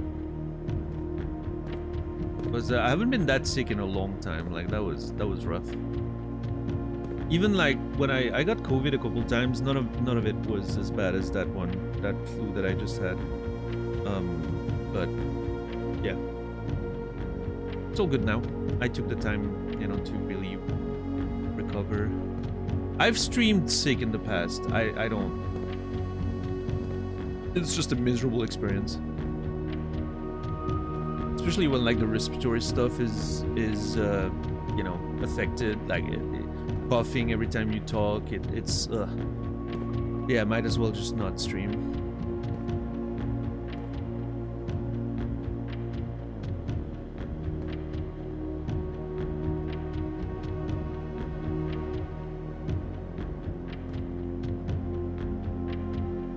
Here's what they called it, COVID. I mean, COVID and the flu are two different things. I'm sure you know that.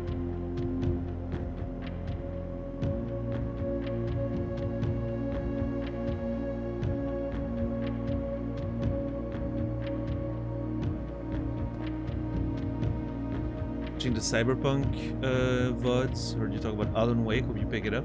Yeah. Alan Wake is something that I'm really intrigued by. I really want to play it at some point. So we have 3 more rooms to open. This one to Seoul. Which one is that again? That Nuance, I think.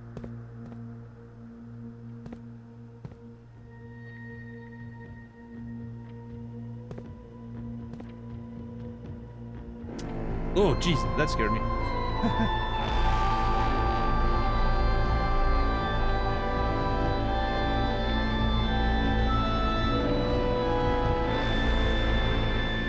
What's up, Costa? Yeah. I have a couple doors open. I'm just here to activate the lever. I'm actually going back inside the house. But yeah, protect yourself against spoilers, of course. Goose, thank you for the tier 3, 42 months. Appreciate you. Thank you. That's a long support. Long time. 42 months. Jesus. Yeah, I mean, this year in June, it's gonna be 4 years since I've returned to streaming.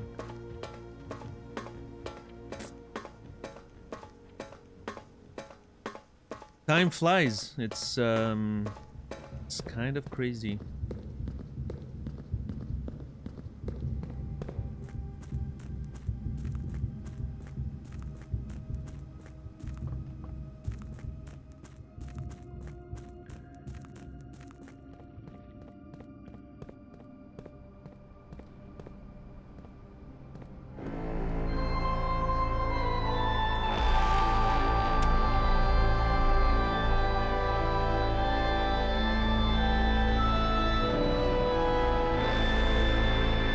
Oh, person, thank you for the 10 gifted subs. That's 180 total. Jesus, that crazy amount of support. Thank you, that name person. I appreciate you very much. Lots of good names in there. Look at that. Tioma, Sokoman got hit. Jeff got hit. A bunch of numbers and letters there. That's Jeff. I hope Jeff's doing okay. I hope Jeff is doing well out there. I miss that nerd. You got Chris, you got Gael. Hell yeah. Thank you. Thank you, person. I hope you're well. I need to blow my nose 1 sec.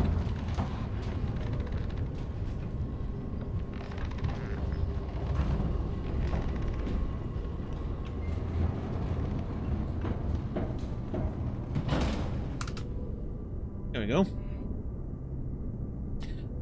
Blame Goose made me aware that the sale existed. I was basically losing money if I didn't... Yeah, exactly. You are losing money if you're not taking advantage of the sale. Yeah, so what happened, person, is... You know, we have those sales that were, as partners, that we're able to activate whenever we want. And they were supposed to end, like, to lapse at the end of the year. We were supposed to get a refreshed stock at the beginning of the year. But since they did that forced promotion around the new year, I think some people complained that, hey, we were saving those things for the end of the year and now we can't use them because it's, you know, you have like that default sale activated. And so I think Twitch prolonged the time for us to use our existing ones for a month. I basically have to get rid of them during, well, I don't have to, but I want to. I want to use them during January so that, you know, I want to make use of those sales to the fullest, because why not, right? Allows more people to have an ad-free experience for less money, and, you know, I think that's great. So thank you for taking advantage of it and, you know, inviting people into the ad-free experience. I appreciate that. Thank you. What's up, Gael? What's up, Duckman? What's up, Birdo? How are you guys doing today? So yeah, expect another one, you know, soon, towards the end, you know, the next couple of weeks. I have to use that last one. I have one more to use before the end of January, so. Yep. Okay, I think I'm gonna go with this one first. That's kind of what I was afraid of. I don't know. Do I want to... Is the vault valuable here? I think I just keep... And the bedroom here is not bad. It's another experiment trigger.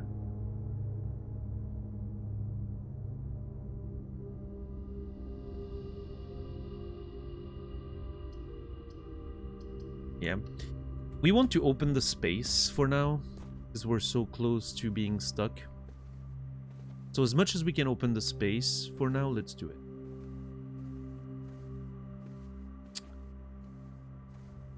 And then want to do some shenanigans. We're gonna have more options. Yeah, I mean, thank you so much, person. It really helps, you know. I'm sure you understand how financially challenging streaming can be sometimes. So any sort of help really makes a big difference. So thank you.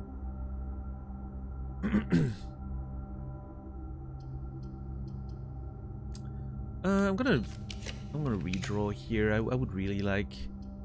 Ooh, okay, I don't hate the idea of the locker room or even the sauna. I think... Okay, I think there's an argument for eventually getting the vault, maybe even the bishop and the chapel, and then getting a bunch of gems frozen with the sauna even for tomorrow, something like that. So yeah, I think I'm gonna get the pool. I'm not mad about it.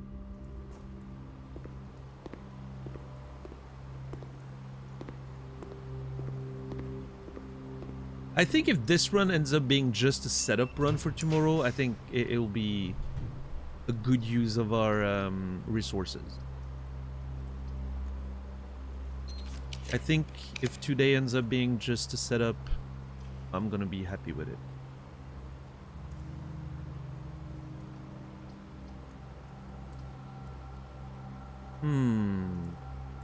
I mean, the locker room could be a lot of value. Yeah, I think I'm gonna go for it. I have a bunch of keys, so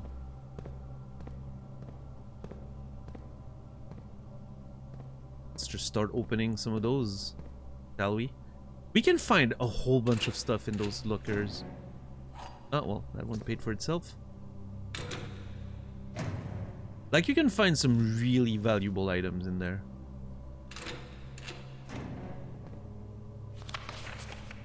Oh, this one, I think this one's always Kirk Darren as a pseudonym.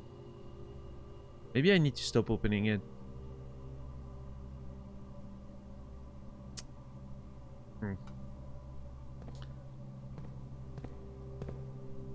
But yeah, no, I mean, listen, it's 2026 now. We talked about it last year, but I often said like 2025 is going to be a difficult year in terms of finances and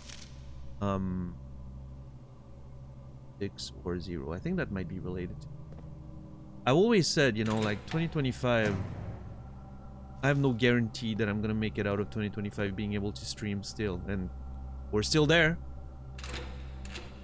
It seems like we've secured at least one more year, so you know, we'll see. We'll see.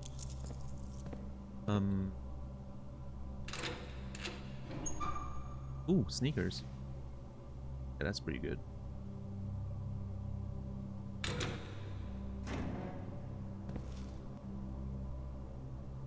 There's a real argument for going back to the laundry room and actually getting the switch over with the gems.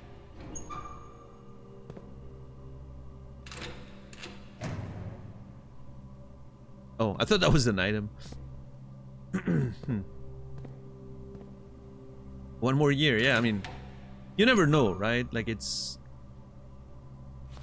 unfortunately one of those things, like, you never really know, but seems like we're gonna be good.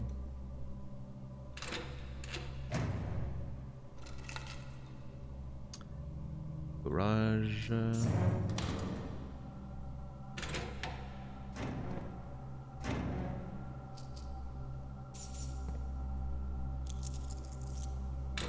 Yeah, I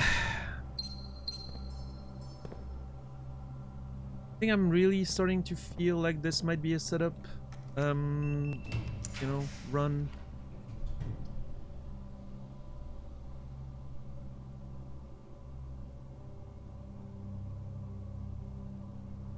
I think this makes sense. We have the bedroom to try to open this side. Gonna get the bishop. Do I get the bishop? Yeah.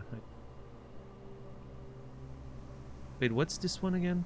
The armory. No, I don't need that. I don't need that either. Yeah, I'll get the bishop.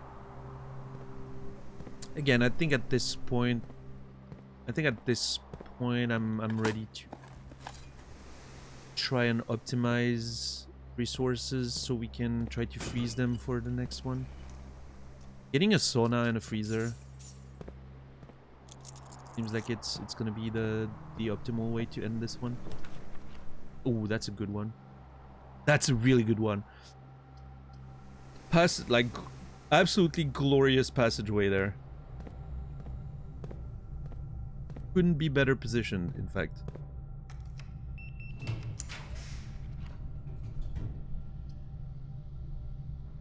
Oh, I don't think I've ever drafted the vestibule.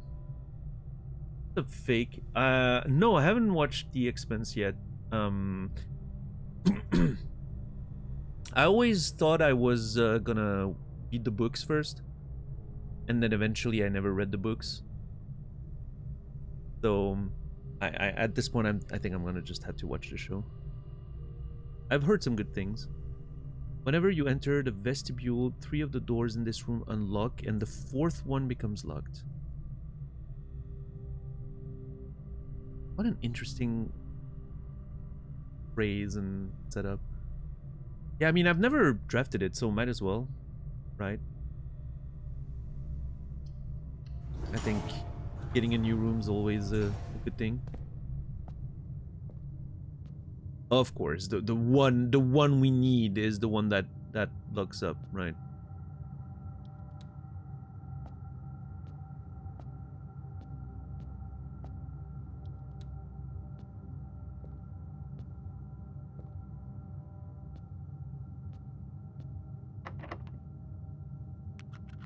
Oh, come on. Not a single proc of the not a single proc of the lockpick, by the way. Not one.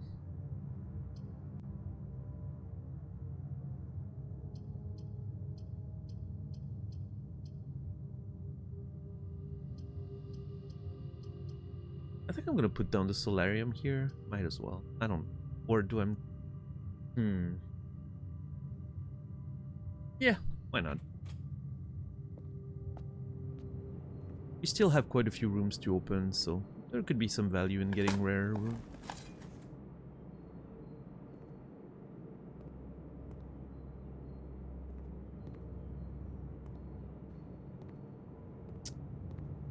You know what room I want to find again? The gallery. I don't know. New.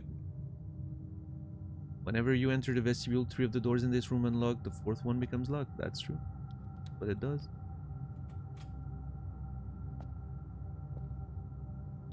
What an annoying room. I didn't think it would do that every time. Oh my god, and it actually, this is crazy. Now I understand how it works. This is insane. Oh no, this is such a terrible room to backtrack through. I mean, I'm glad I don't have to come back down here. We're good. I don't have to come back once we leave.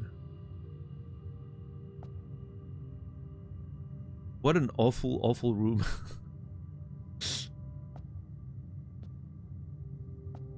I didn't realize it was going to trigger every time. I mean, it does what it says on the tin. It's just, I didn't expect it. Alright, let's see. What were we talking about? I was just saying something about...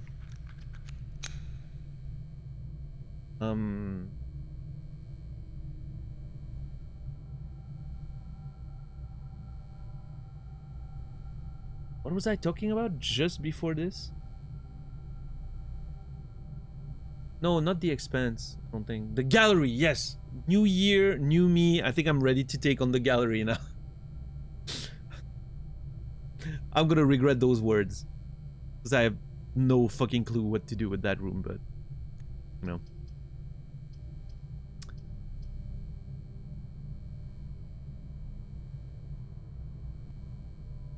I think the mailroom's not a bad idea in the grander concept of trying to set up for the next run, right?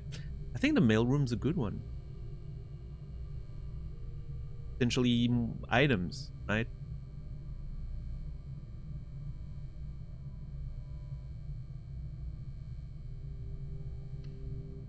Yeah, why not?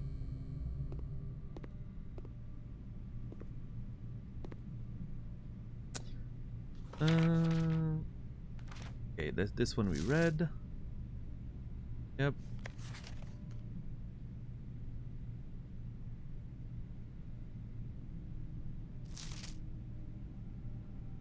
Yep.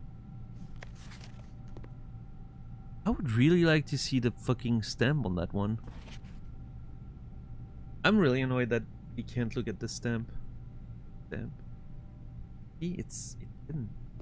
God.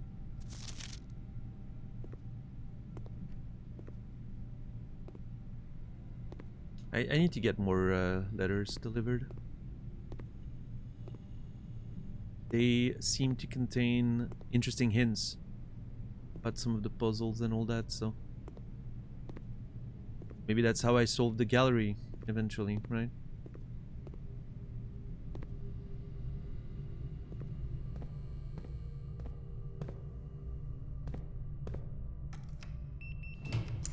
Deet, deet, deet. That's a B-side. How are you doing today? Yeah, I'm feeling better. Thank you. The lab of any. The volt's annoying because it prevents. I'm gonna redraw.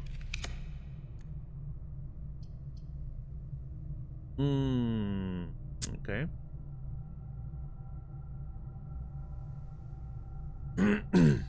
Conference room. Can do better than that.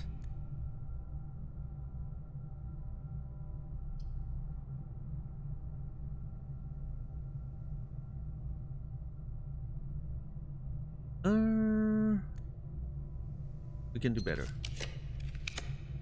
I don't actually know what I'm looking for.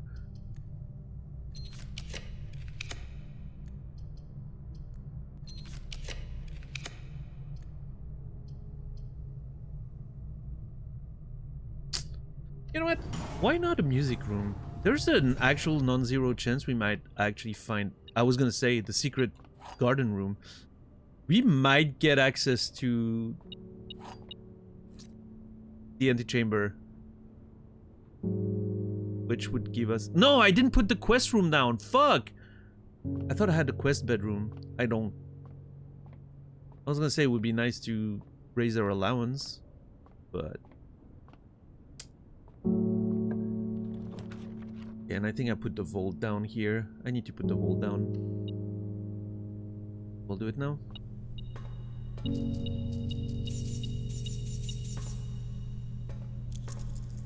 Oh yeah. We're rich. Dun, dun, dun, dun. Dun, dun, dun.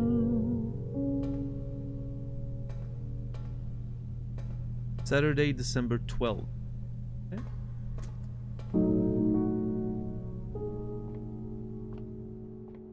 Still in December in the video game. Thing. Oh yeah. What the hell is up with that shape behind the piano? Huh.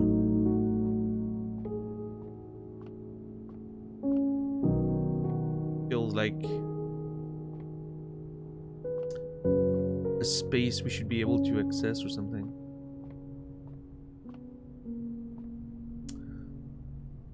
Okay,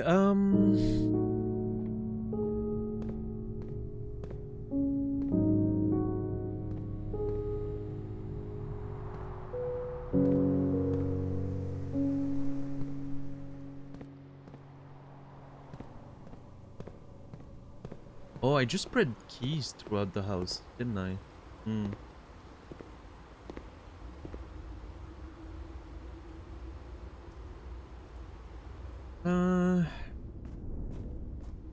Yeah, let's put everything down and then we'll, oh man. Ideally, do I want to finish in the sauna? Or do I want to finish in the break room? The break room gives us the key card. The key card's amazing. The sauna gives us a bunch of stuff. That's not...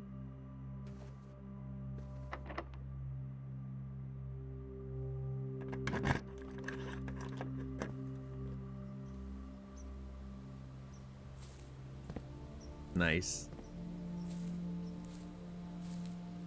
We get the music and everything. Love it. Oh, come on. A rock.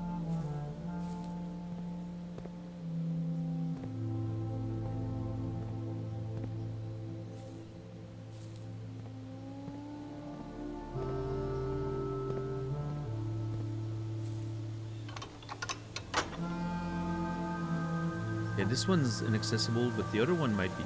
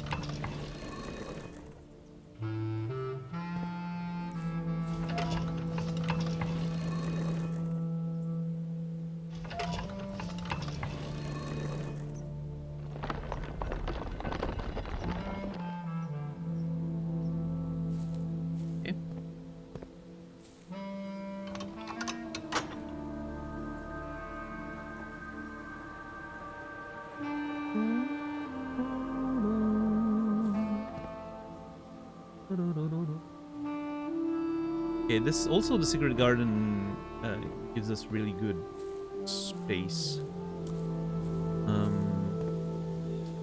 So let's see.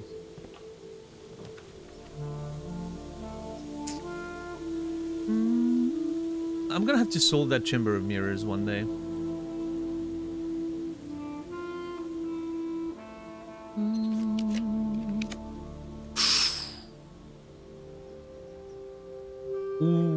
Okay, hold on.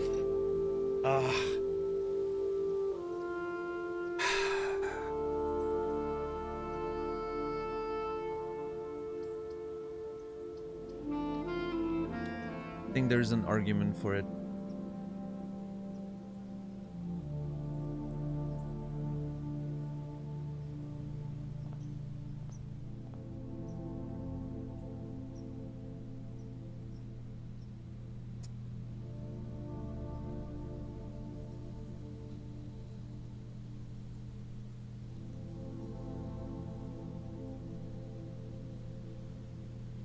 God, all these fucking items are so good. I'm gonna get the pendant for sure. Do I get the chronograph? I don't have a lot of space left.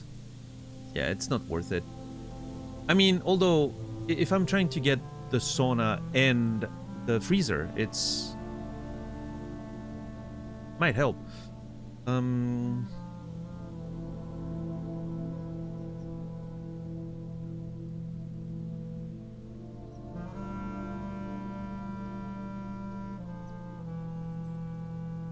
Do I get the silver spoon? The silver spoon's gonna give me a bunch of steps if I go back to the dining room.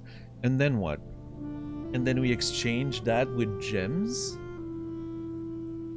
As a way to maximize our resources? Actually, that's not a terrible idea. I don't need gold as much as I need gems. Okay, I'm trying something a little you know. I'm trying something. We'll see if it works out.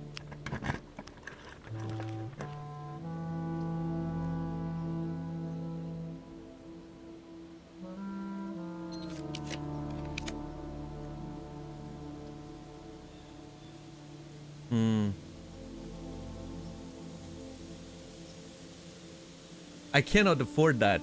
And the reason for that is I need something that opens both sides if I want to be able to put both the freezer and the sauna. I need the space to be open.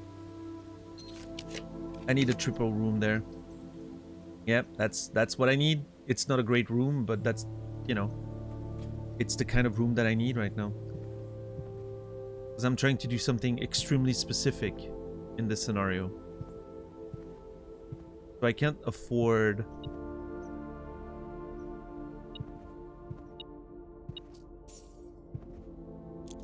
Okay. Man, the clock tower would be great too, frankly. Like, getting some keys to start would be great. But then that would prevent me... Oh my god, I'm gonna get...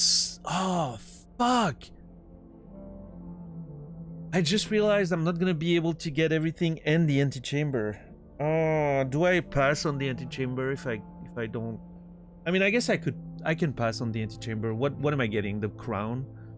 Which, yeah, the crown would be great to keep with the moon pendant, but the chances are pretty low anyway, so...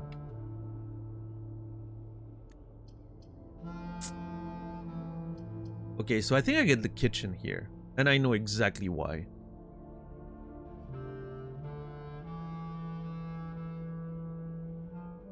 Maximize the amount of steps.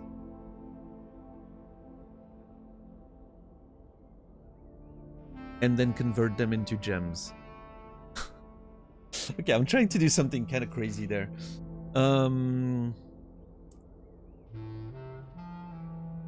And then sauna and... At least the freezer. For sure the freezer. Maybe the sauna, right? I mean, the sauna is okay. If I don't get the sauna, I'm not too mad about it. Is the clock tower even better? Potentially.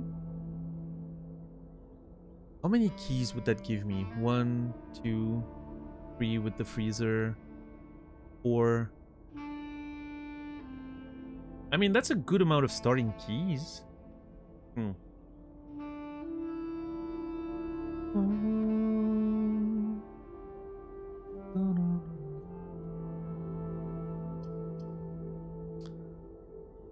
Kitchen. Okay, I'm gonna try the kitchen in 2 steps conversion. Play. Let's see how it goes.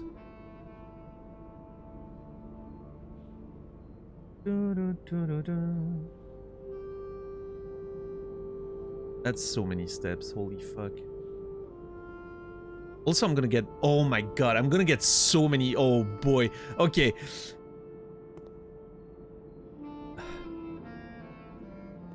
This is actually really good. Hold on. Okay, now we go back. If I play this correctly, that's gonna be insane. We're gonna have so many gems tomorrow.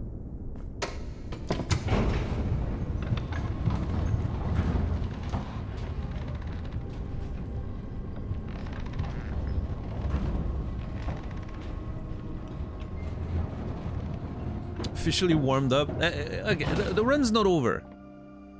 I can still make mistakes.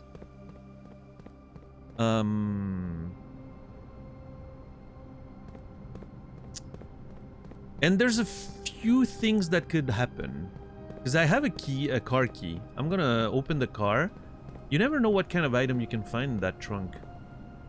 What if we find a key that opens... What I'm hoping to find in the trunk is a key for a vault. I would love a vault thing.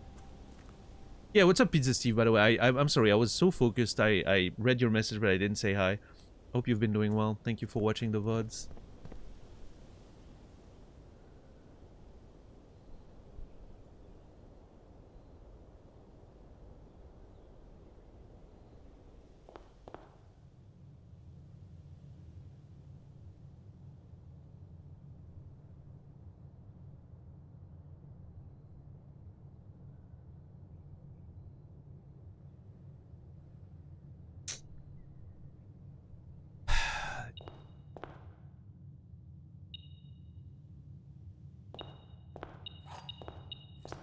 Oh yeah, we got keys from... Yeah.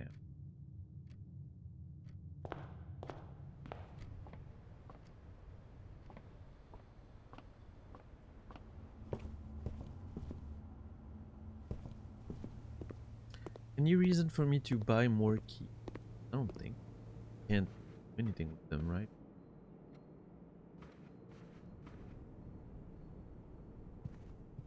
Okay, so code check. I'm gonna keep checking my lovely emerald bracelet, even though I have some crazy stuff like chronograph or whatever, but emerald bracelet into study still, in my opinion, some of the best setup you can get. Start your run.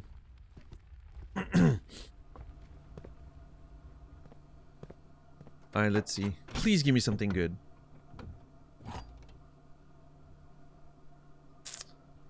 Not great. Okay. Ooh, orange. I'm getting so many steps.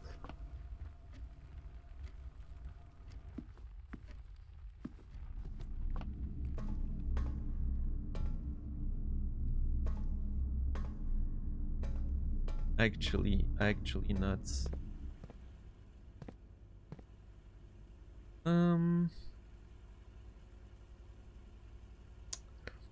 Do we want to hit the dining room first? Fruit? Ah, shit. I entered it.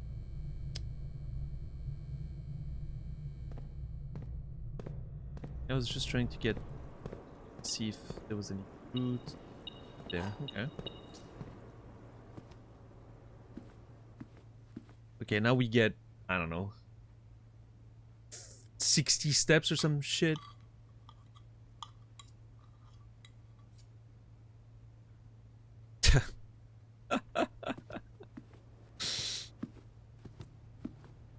The amount of steps we have is just absurd. Imagine if I had the salt shaker all this time. Hmm.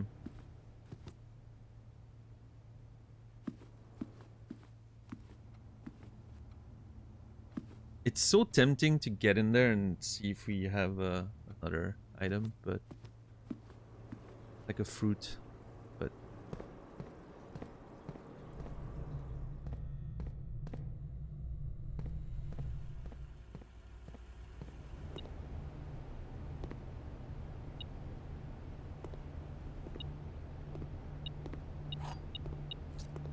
okay, now we shoe shine.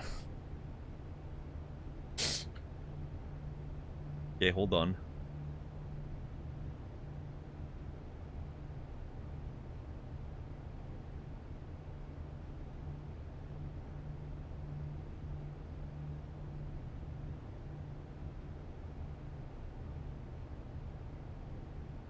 All right.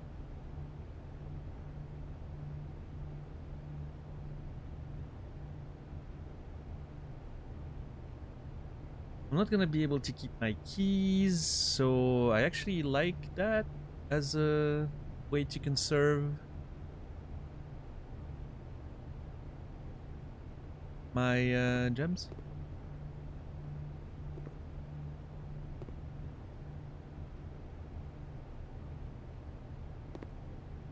Oh, I'm not just hoping for a freezer. I am absolutely getting a freezer.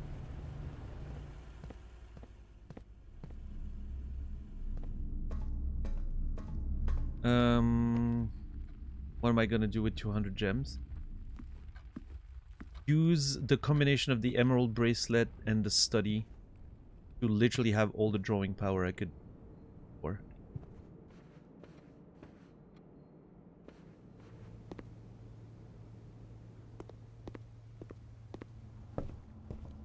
I'm hoping for a tomb. Next run, honestly, I'm hoping for a tomb. And then finding her ladyship's chambers. And, you know, whatever follows. Getting to read diary. And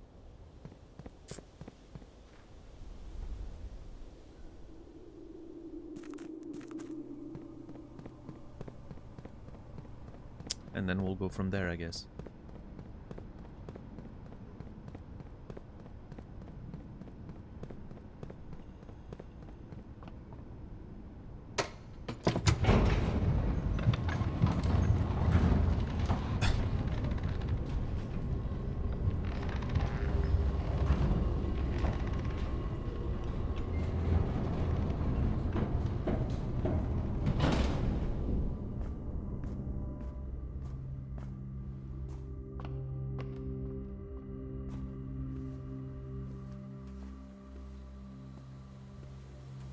Very good.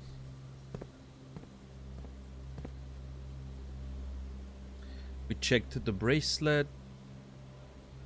We have everything we need. Okay.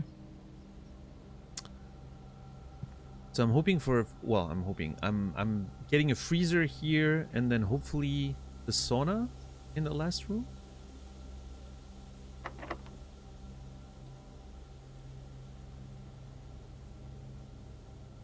What's a silver key again? That's many doors. Yeah. That's not what I want.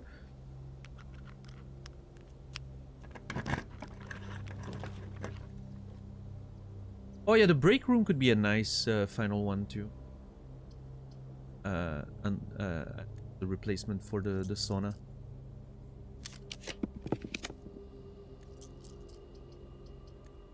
Sauna's pretty great.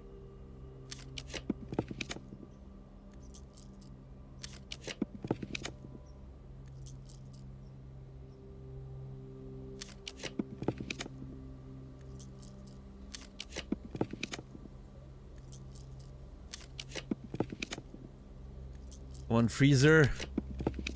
There you go.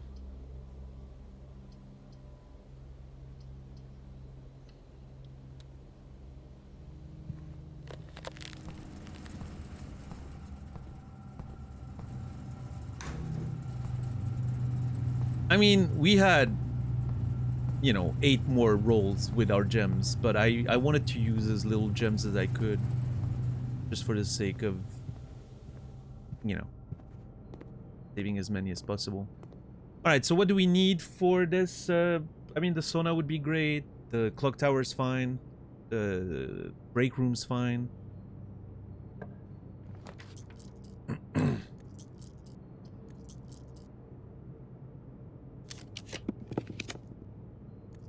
I didn't think about the fact that now I can't use my gems anymore. Try to find the sauna or whatever.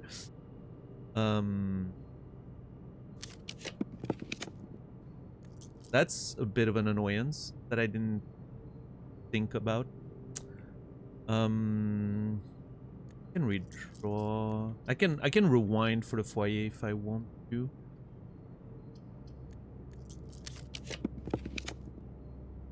Okay. So either I open a passage to the antechamber and I get the crown, and maybe the crown gets kept by the moon pendant. And the crown's pretty great. If I can get the crown, you know, is a good one. But the clock tower also means that I'm gonna start tomorrow with 1, 2,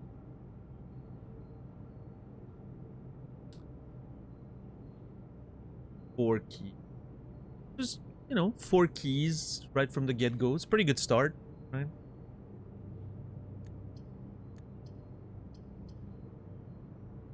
Oh, I can't spend my gems. I didn't realize. Ah. Yeah, I should have used the freezer as a last resort. Obviously, I always forget about that.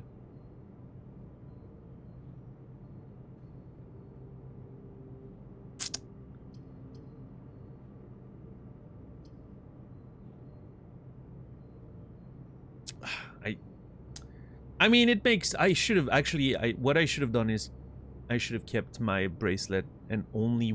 I could have... I would have had enough steps to go back and check the bracelet at the very end of it.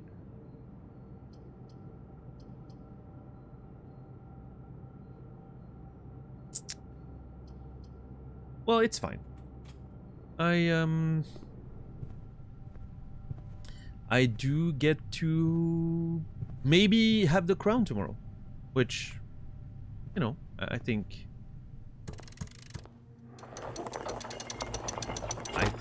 having a chance at the crown is not bad. It's a really good item.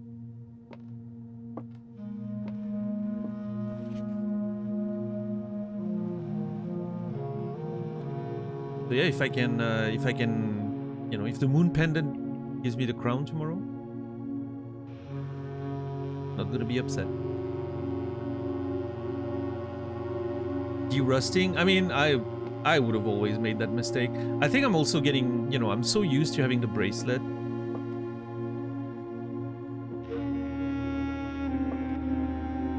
I'm so used to having the bracelet, it's kind of, I don't think about the cost of rooms anymore.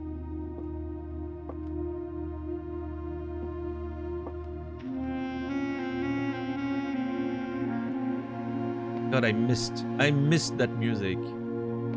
What an absolutely beautiful soundtrack.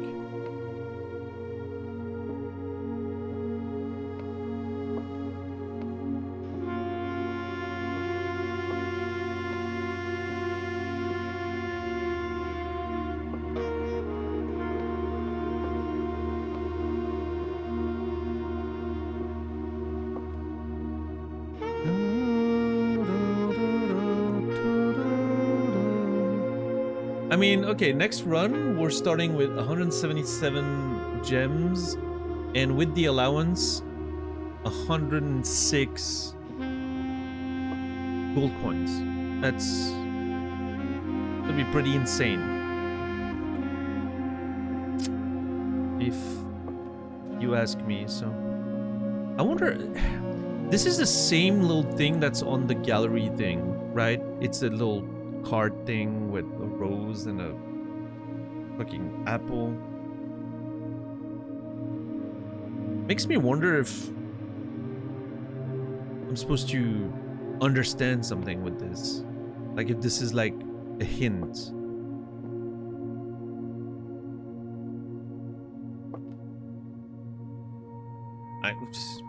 Honestly, I don't.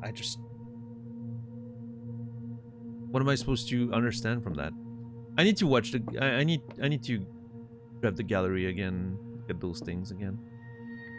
Oh yeah, the sacred hour thing is also something I still haven't figured out. I'm getting back into the game. I'm seeing all those things, and I'm like, oh yeah, I haven't figured those things yet.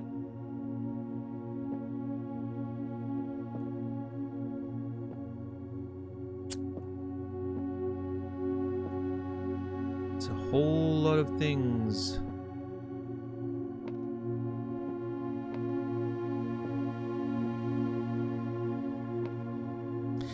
Okay, I think based on the fact that all those symbols are on this, I don't know. I have a feeling that when I get the correct order for those pins, and I actually put them in the right order, I have a feeling this thing's gonna open. I don't know why. It just, there's something about it with the symbols and everything.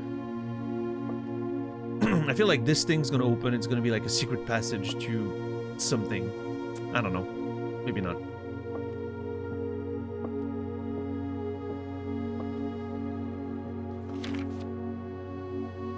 Which ones? I still have, what? 2 more to open? 3 more? I sold 4 and I have 5 open, right? Got 3 more to open. The vault of a bank, I think I need a key for a vault box.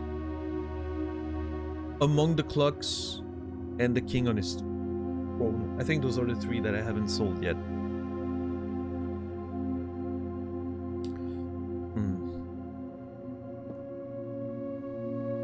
The king on his throne.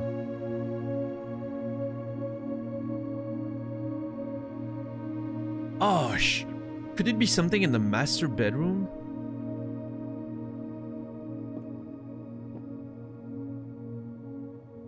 The king on his throne is held by a king on his throne.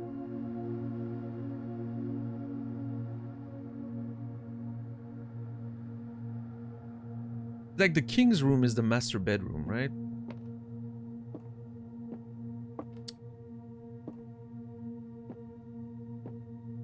I go back there. Do I have enough steps even? I might. Let's see. Oh. That was an abrupt end to that music. Yeah, I mean, I have nothing else to do anyway, right? With my steps at this point. I have no room that I want to end in. No.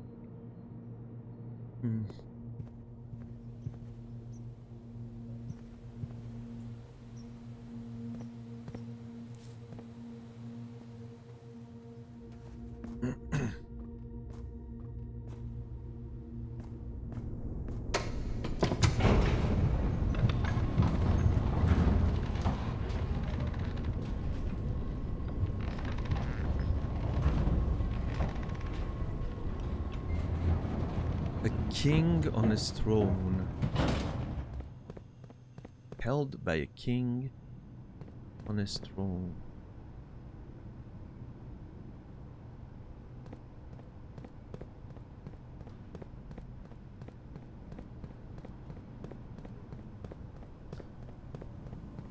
Held by a king.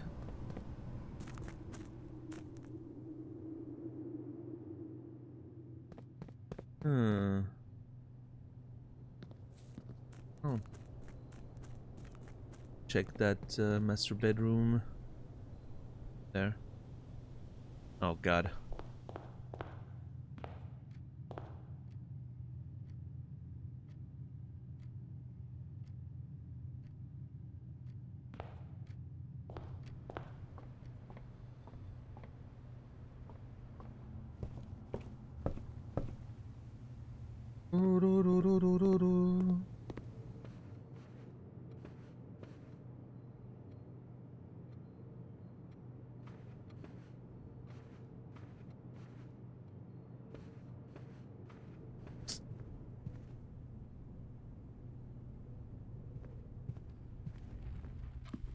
Imagine if I find one though. I don't even know if I have enough steps to go back to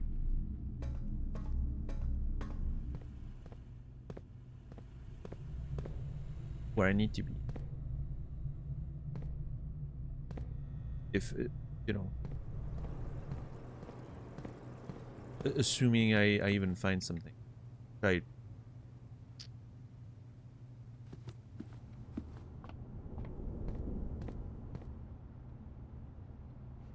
Held by a king on.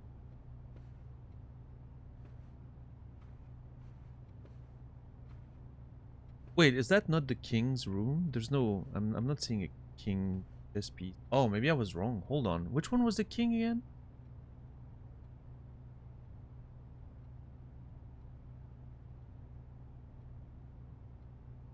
Oh, I think the king is in the office actually. Fuck.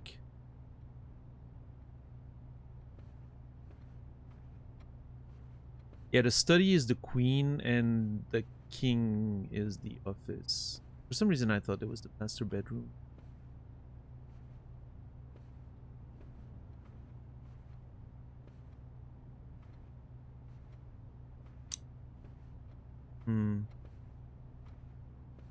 I mean, there's nothing resembling a throne in this room, that's for sure.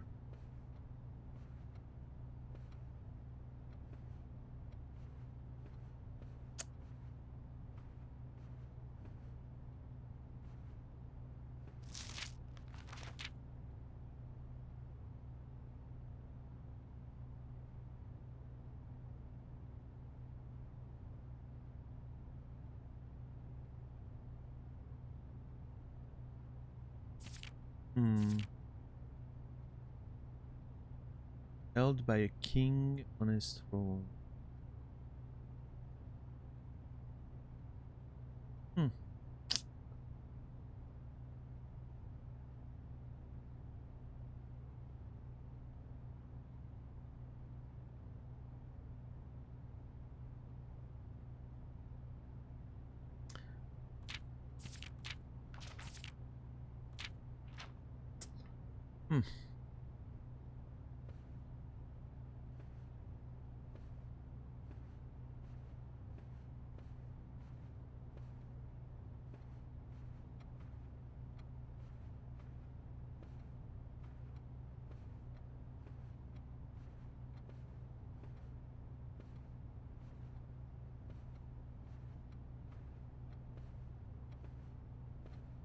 Oh, banana.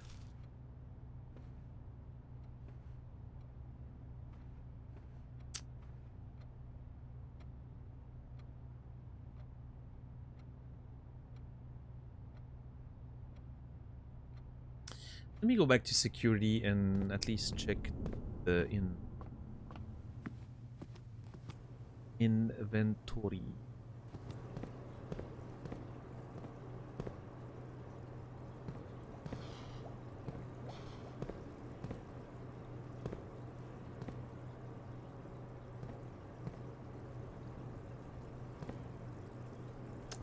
I need to empty those aquariums one day again. Might be something that. Also, I'm still really confused about the fucking. What could that mean? Red A on the archives. Deleted.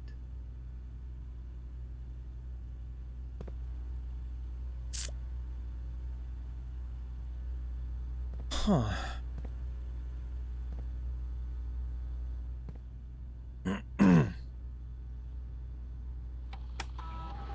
Mostly gonna be fruits, I guess. Yeah, fruits. 2 trunks are those in the pool. I don't have access to them. The fruits are bred somewhere. I don't know.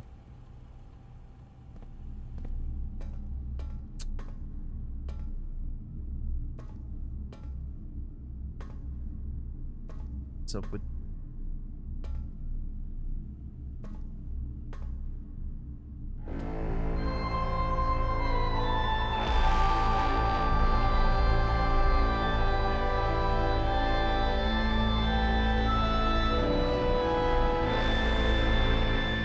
What the damn hell? Okay. Anonymous gifter, thank you for 20 gifted subs. 20.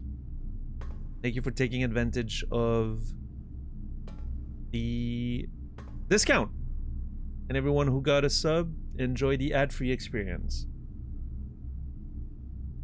That one's on anonymous gifter. Anon making sure not to lose any money. Yeah, no, I mean, that's smart. Just smart from Anonymous. Thank you so much. That's incredible support. Thank you, thank you. I'm running out of words to express my gratitude.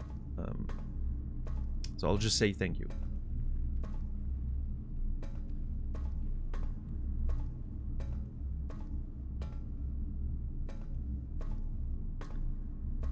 Yeah, it's always scary to be not streaming for, you know, several weeks and being sick and all that. You know, it's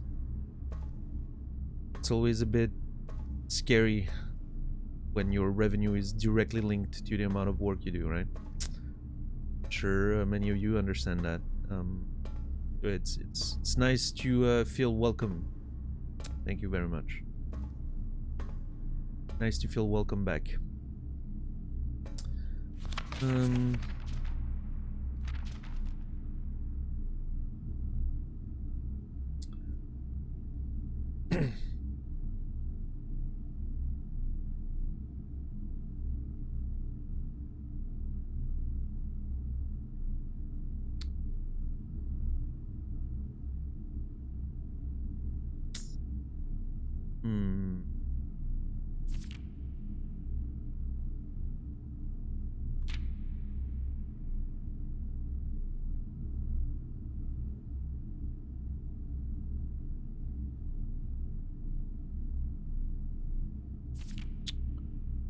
The Berg died. How are you doing?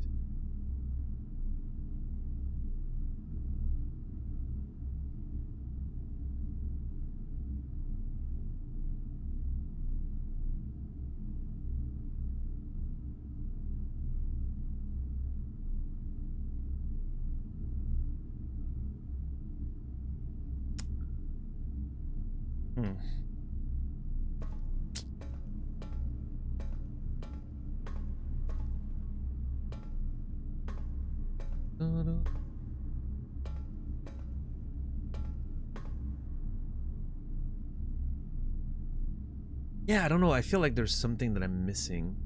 Archive. I have that sinking feeling that something's off with that monitor and.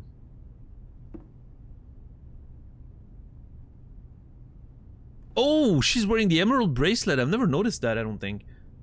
I mean, the moon pendant I've noticed before. I didn't notice the emerald bracelet, I don't think. Cool.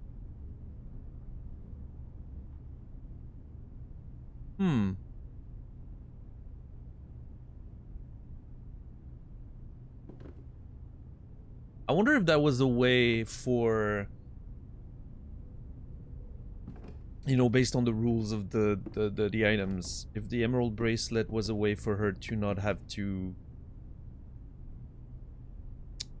you know, to spend gems to move around the house and all that, right? He gave her the bracelet so that she would have an easier time.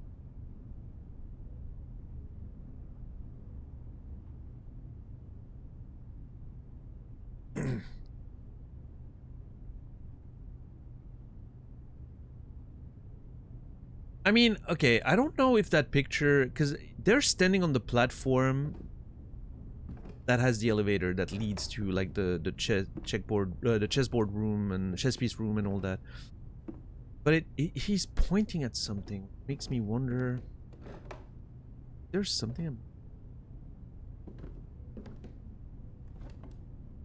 pretty sure we've checked that before.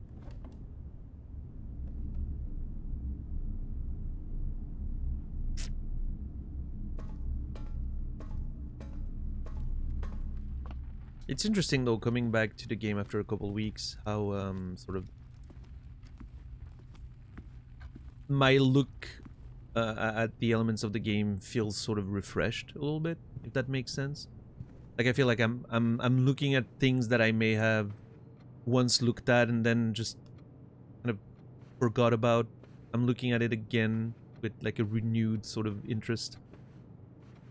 I think maybe that will lead me to find things that I may have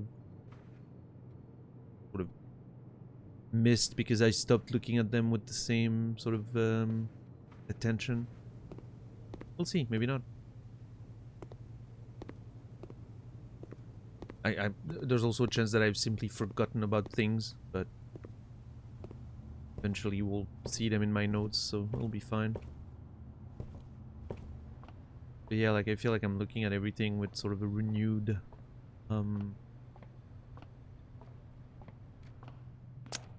sense of curiosity that I maybe you know, sort of took some stuff for granted.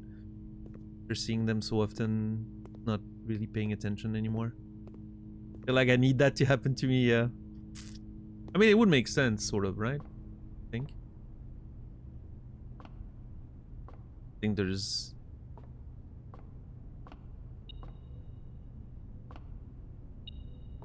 What?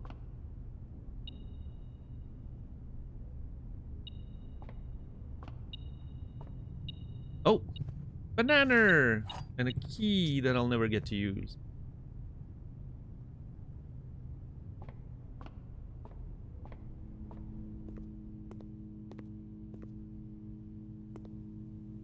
Yeah, macaron for sure. There's a key there. Again, I won't get to use, but...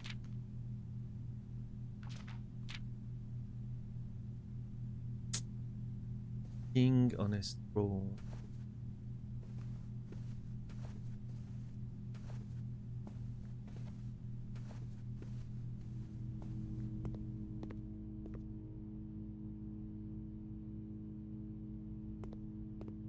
Let's go outside.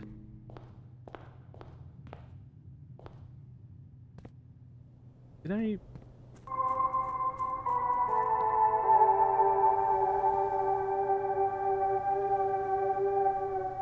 Anonymous, thank you for 20 bucks. Straight into my donation box. Thank you so very much. Jesus. I don't know if you're the same person that just donated, that just gifted subs, but regardless, thank you so very much for the 20 bucks. Means, again, more than I can say. Thank you, thank you. The pizza fun looking good, yeah. I don't know, at this point, I need to, you know, I mean, I got a new computer not too long ago, right? But maybe I need to already start saving up for an upgrade in a few years. Because considering how the prices of hardware are going, maybe I need to start saving now for, you know, an upgrade in 5 years.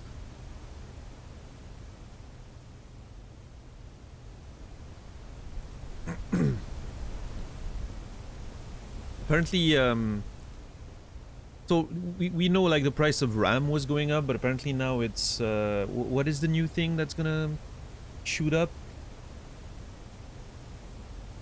I just saw the news today. They were talking about like a different component. The prices were gonna shoot up. Was it PSUs, or am I just, maybe I'm wrong, but I don't know, like, you know.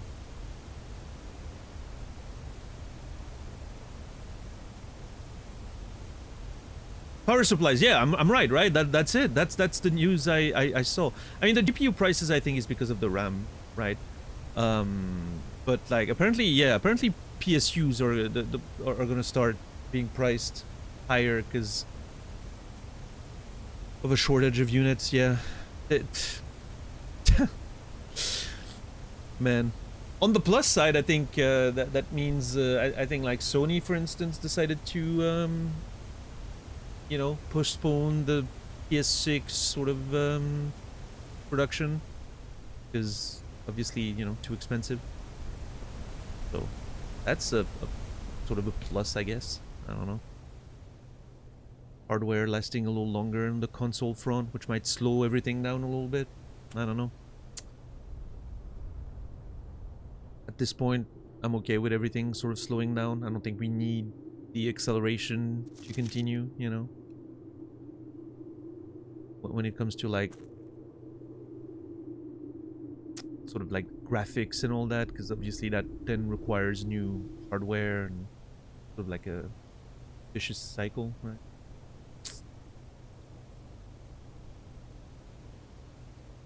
Yeah, I've seen that, JD. The 50 series in general, 5090s, just completely unrealistic pricing.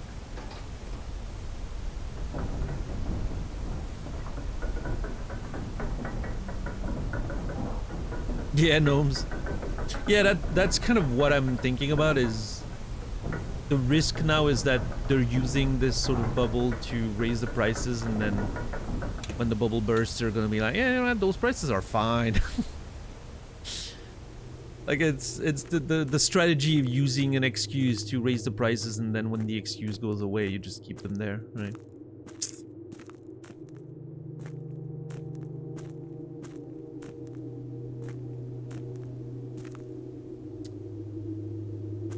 I love watching the economy collapse in front of my eyes. Yeah, what a great time to be alive, right? We're experiencing once-in-a-lifetime events every week.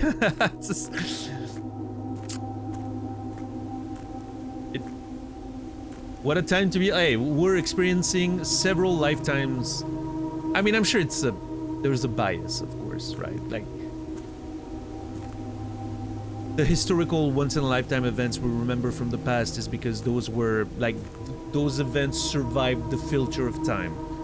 I'm sure all the fucking, like, you know, small events that seem very important and meaningful today, you know, most of them won't survive the passage of time, because just, like, the massive,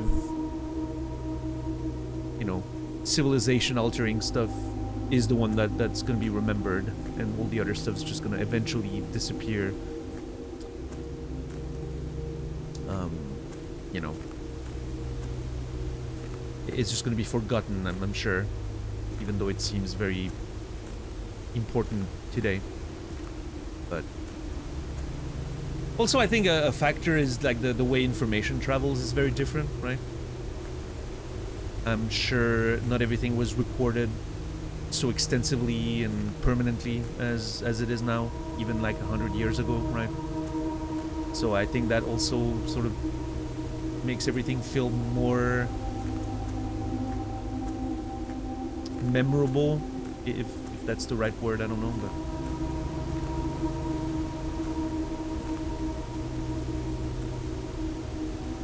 what's up, DJ? Good to see you. Sail, Brainy.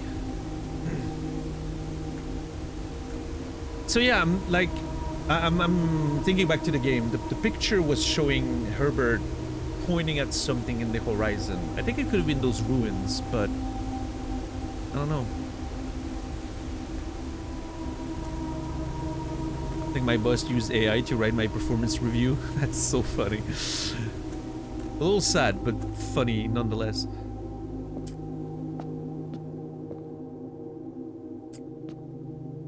Castle mystery. That's a big one that I want to keep. I want to start working on, but I have no idea where to even start.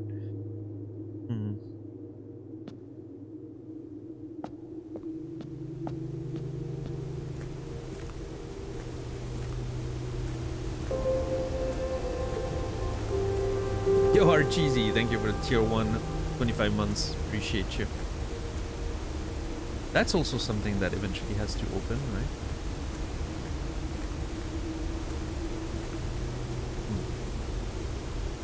Someone asked a question on the Discord the other day. I don't remember who it was, but the question was, it was a thought experiment, right? If someone drops a camera and it accidentally snaps a picture, can it be considered art? And it's interesting, it made me think about it, you know, because obviously it sort of reflects with all the thoughts we have about what is art and is AI generated content, can it be considered art, blah blah blah, all that stuff, right? It kind of sort of, it's around all those questions, and I was thinking about it yesterday, and I think my answer to that thought experiment is that for the result to be considered art, it needs to be snapping a picture of someone doing something intentional. Like, for instance, if you drop your camera and it snaps a picture of someone dancing or someone striking a pose that you know is intentional in expressing something, then yeah, there is a chance that it snapped a picture of something artistic, while the picture in itself is not what makes it art, right? It's the content that was pictured, if that makes any sense. But the picture in itself, I don't think is the art piece. The art piece is whatever's on the picture. I think that's my answer. But then it, you know, obviously the definition of art can be a little, you know, I have my personal definition, which I've expressed in the past, and it's a bit questionable because something like outsider art exists. But I think outsider art, even though the artist doesn't really know they're making art or doesn't do it intentionally, they're still expressing something, right? It's still an expression of their inner world and feelings, even though they don't really do it intentionally. I think art, I don't think art needs to be intentional, but I think it needs to be the expression of something that is, it needs to be the expression of something personal, something human, right?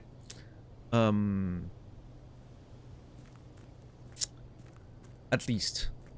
So yeah, I don't think the that photograph in itself, I don't think it can be considered art. But again, if it snaps a picture of something interesting, then maybe that something interesting, the subject of it could be art, but not the photograph itself, I don't think.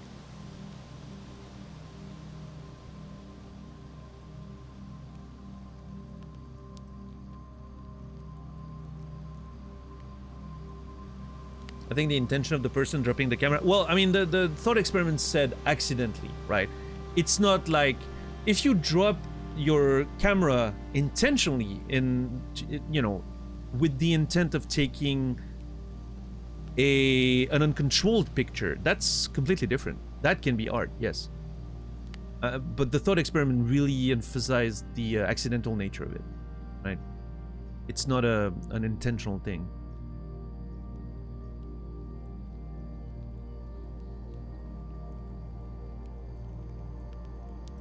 Is every picture taken art?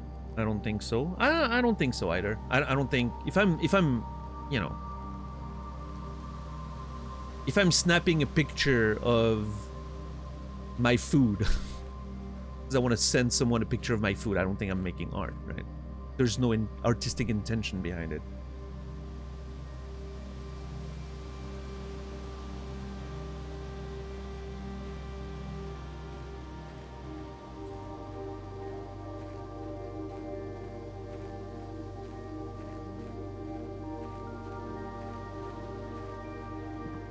Even without the intent, it can be artistic. Yeah, again, it's, I think the intent is a complicated thing, because I don't think intent is necessary. Again, outsider art exists, and I think it's very much art. But if there's no intent, it needs, again, you know, that's, I always go back to the idea of it needs to be the expression of something human. Intentional or not, whatever, but it needs to be the expression of something human. I don't know, maybe dropping your camera is, who knows, it's not an act happening in a vacuum. Maybe you being distracted by life or nervous or whatever makes you drop your camera is an expression of something human that counts as, you know, could be enough to make it count as something artistic. I don't know. Maybe.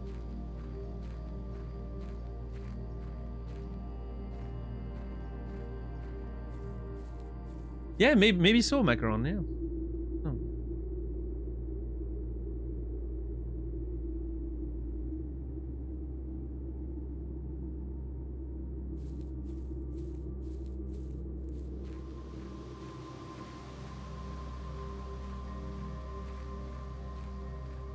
The act of presenting the photo is the art part. Yeah, but I think the problem with that person, it gets way too close to someone generating something with, you know, an LLM and then saying, yeah, that's, you know, me presenting it is an artistic process, so this is art. It gets a little too close to that for me to accept it. Doesn't mean that I'm trying to intentionally, you know, alter the definition to suit my sort of conclusion, but it's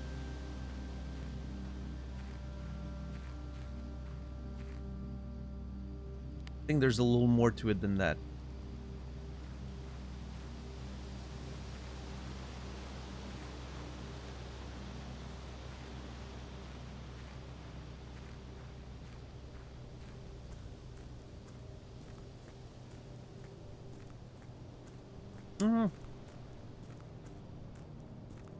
People have been, you know, philosophers have been debating the definition of art for thousands of years. Again, I doubt we're gonna find the answer today. So, but it's an interesting thing to think about.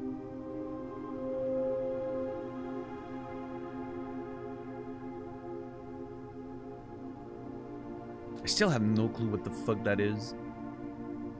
I haven't seen a single other of those microchips. I haven't found any other place to use them.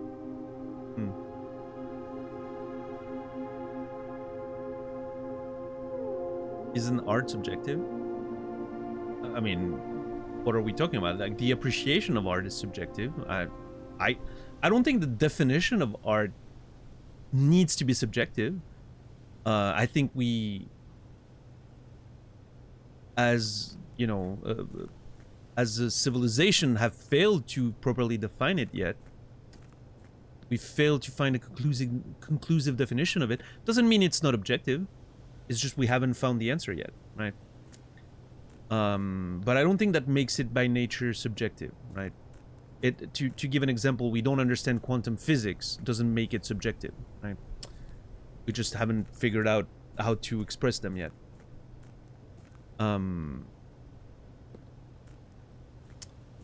So no, I think personally, I think art and what is art is an objective thing. We just haven't really found a way to define it properly yet. That's my opinion. Yeah, no, person, for sure. It's I understand, and I think I feel the same, right? I think there's something about, you know, again, thinking of like the dropping of a camera and the accidental picture it takes and then presenting that as a piece of art. I think there's something human in the whole process of it. The fact that you drop your camera isn't a complete accident happening in a vacuum, right? There's a process, there's a backstory to you dropping your camera. There's a scenario you were in. There's a situation. You were in this location where the picture was taken for a reason, whatever that might have been, right? I think it is more of an expression of the human nature and the accidents that happen because you're human, and then you deciding to be like, hey, that picture's kind of, you know, interesting, and here's the backstory. I just dropped the camera and it just happened, right? I think there's something about the chaos of human nature that's interesting there, that inherently gives it more value than, you know, inserting a prompt in a language model. But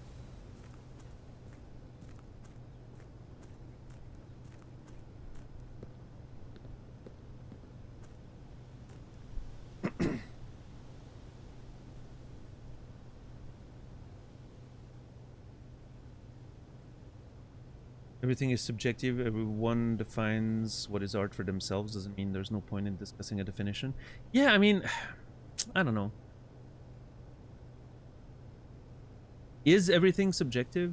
I mean, by nature, I guess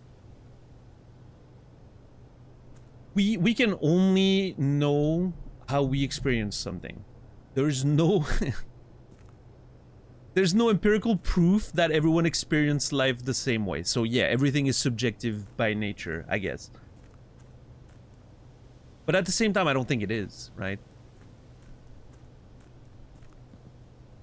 The fact that gravity exists, I don't think that's a subjective statement, right?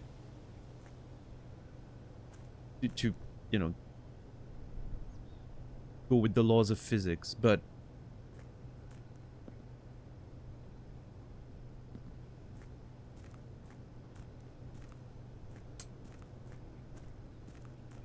I don't know.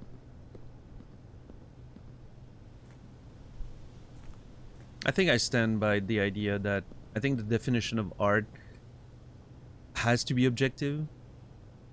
We just haven't figured it out yet. And maybe we never will. Maybe it's not meant to be defined. But I don't think that automatically makes it subjective. I don't know.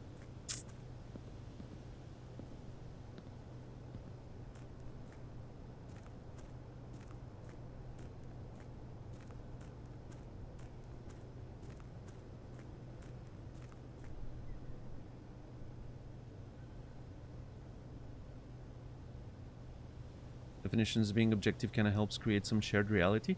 I mean, yeah, but it doesn't even have to be, right? I think we can... There can be things that are really subjective and you just make sure you agree with the person you're communicating with, I guess.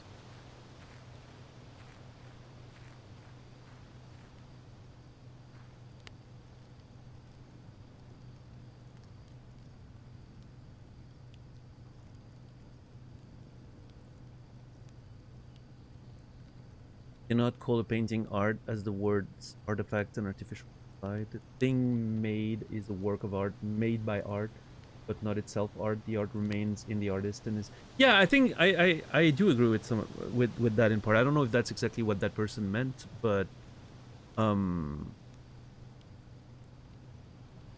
me, art is language, right? It's an exchange, it's a communication, it's an interaction between an artist and an audience. Which the audience could be the artist himself, right? You can make art for yourself only, and that's fine.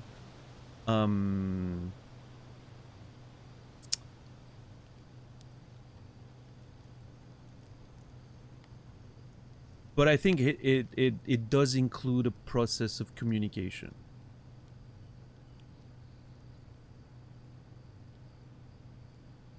There's an exchange, I think. And like the way, if I, you know, speaking about the stuff that I know about, if I'm writing a story, I know what I'm trying to express with it.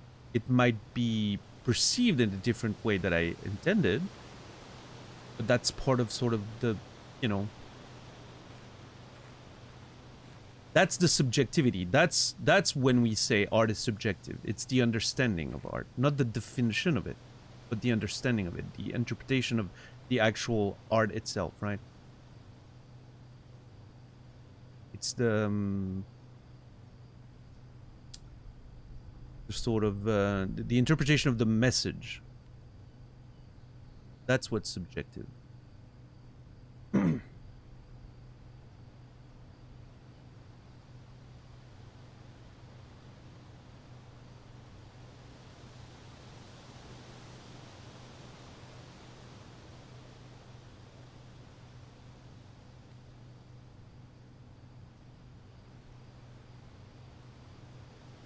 I don't know, RGZ, and I think that's when it's complicated, is because art is not a fundamental law of the reality we live in, right?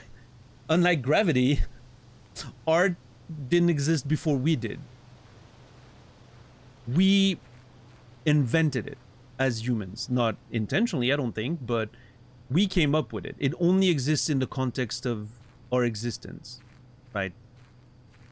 As humans. I mean, I guess it could transcend humanity in itself, but so far as we know, it's only a human thing, right?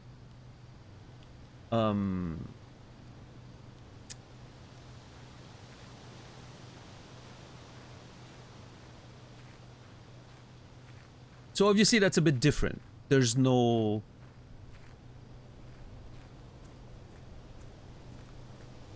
experiments we can do to, you know, question the validity of what is or isn't art, unlike laws of physics, right?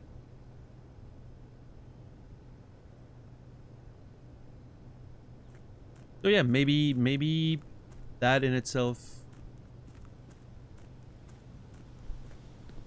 makes it a subjective thing, potentially. Yeah, I don't know. I'm really just thinking out loud the answers.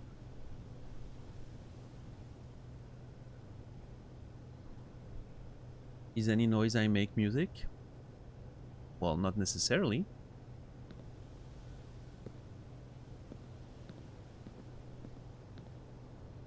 It could be. The noise you make could be music if you wanted to.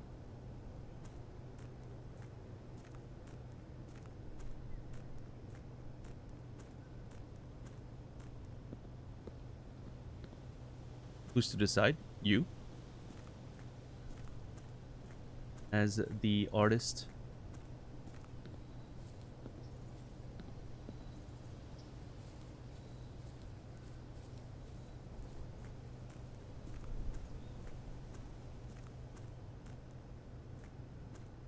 Now someone else could disagree, but I don't think that makes you wrong.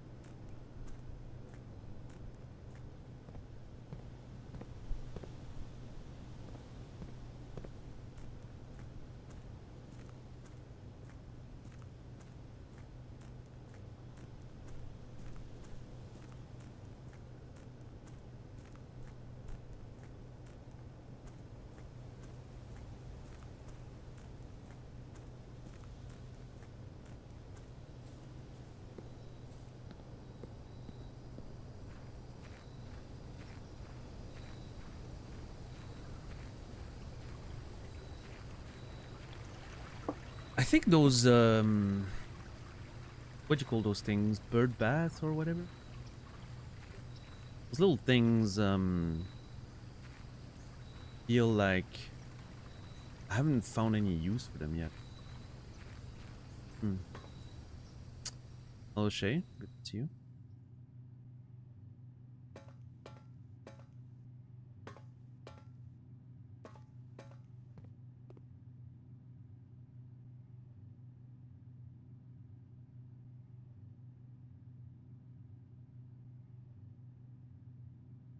Yeah, of course, Macaron. I don't disagree.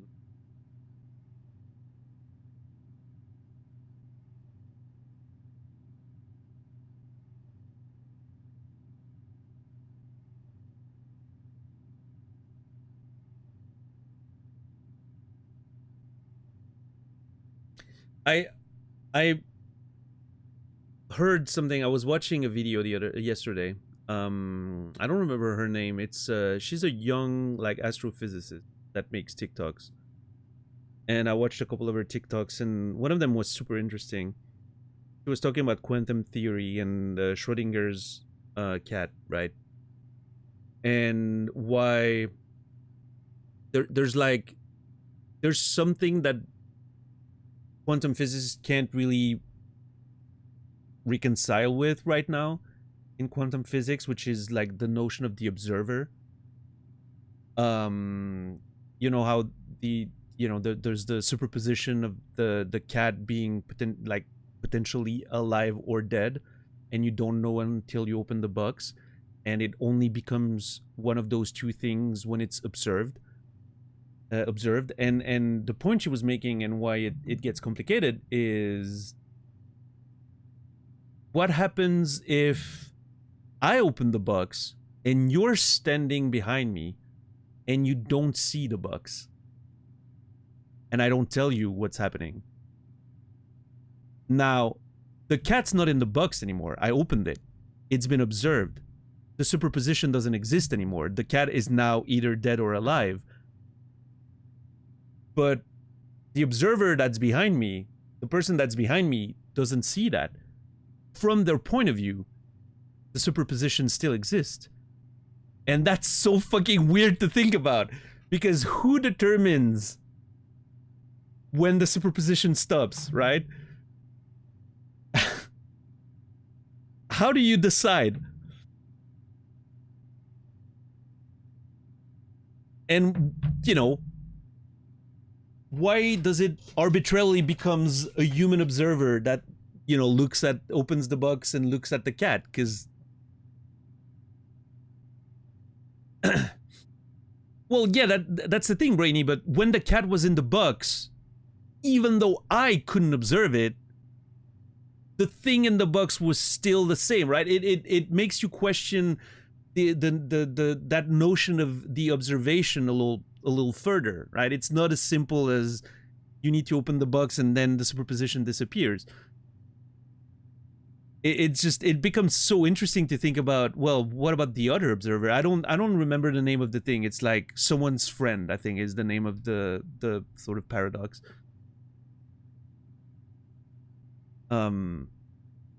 Yeah, the cat could observe itself, right? I mean, it's so interesting. Quantum physics are so weird.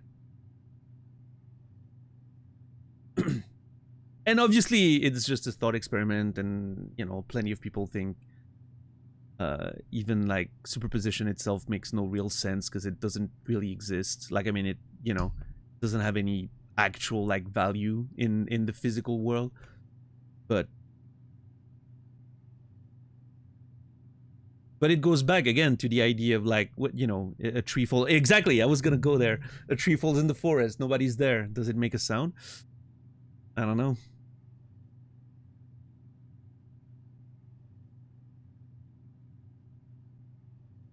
And again, I'm a complete, you know, I'm not a physicist at all. I have very superficial understanding of all this, but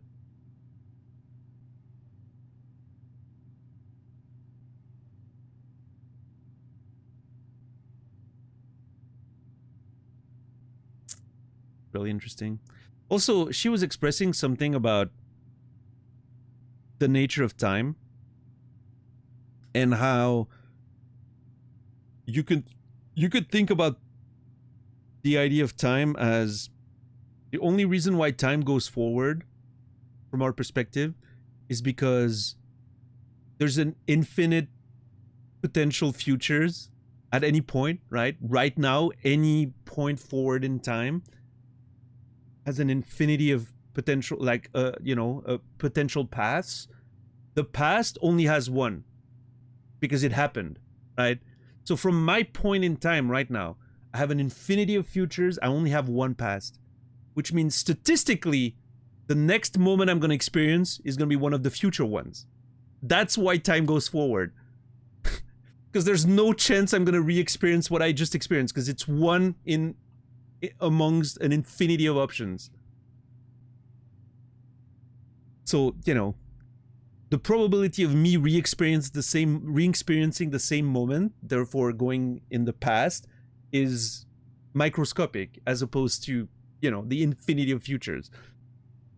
Which kind of, I never thought about it this way, and it kind of blew my mind to think about it under that prism, right? The idea of that's the only reason time goes forward is just statistically likely.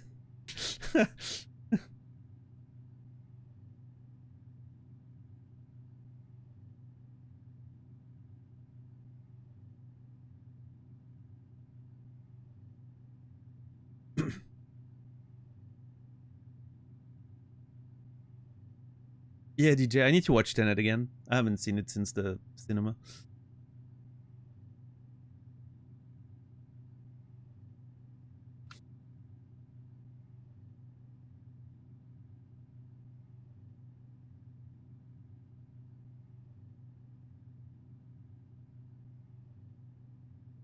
Time doesn't exist from God or an all-knowing being. I mean, I personally don't believe in an all-knowing being, so I don't understand the question.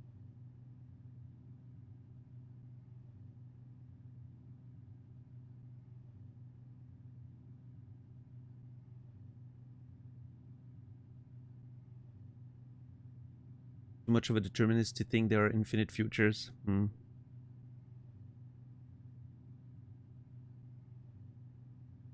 I think it works though. It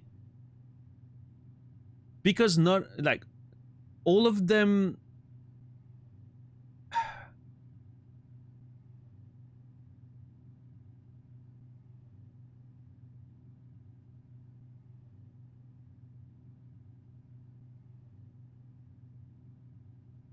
It's just like the fractional nature of it can be so like there's so many little details that can be different.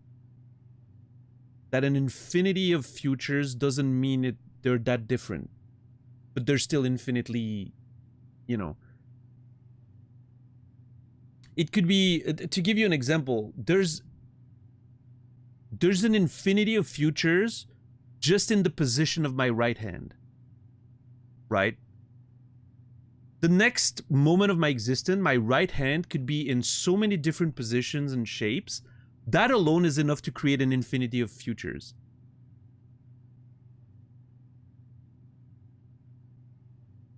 More or less, right?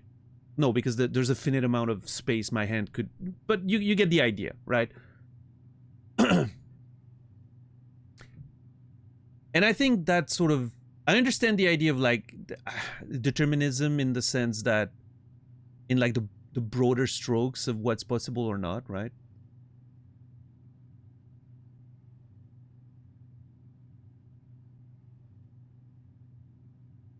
But like, does something really determine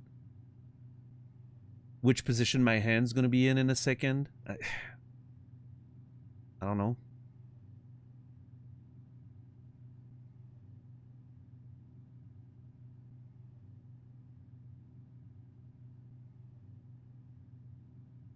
I mean, it's for an all-knowing being. There's not an infinity of futures. There's only a certain one. Yeah, but I don't... That's the thing, though. I don't think an all-knowing being is possible. By definition, I think...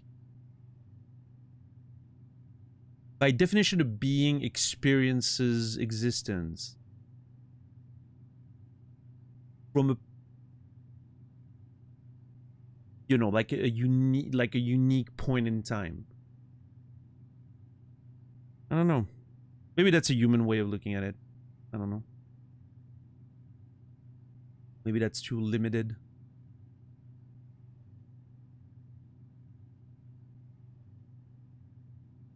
But if there was a form of existence that could have like a more, you know, like an all-knowing understanding of things and a vision of time that's not as limited as ours, and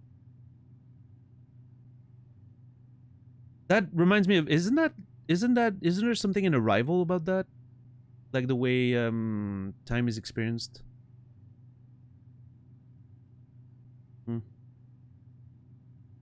I need to watch that movie again. What's up, Kimmy?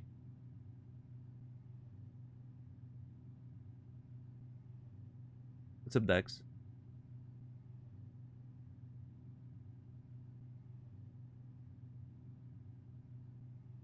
Yeah, I don't know. I too am... I feel like I'm a pretty deterministic person. I've been quoted before saying that I don't believe in free will. I think everything is a consequence of what comes before, right?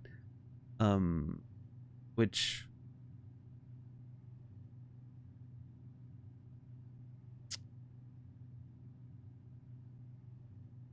I don't know, from a personal point of view, putting aside all the quantum physics and all that stuff, from like a personal experience of life, I think free will is an illusion. I think everything is a consequence of what happened before, but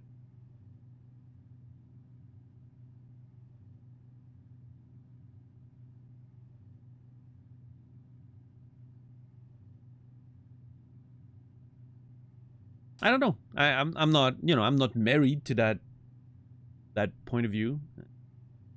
It's just the way it feels on like a, I don't know, intuitive level, I guess.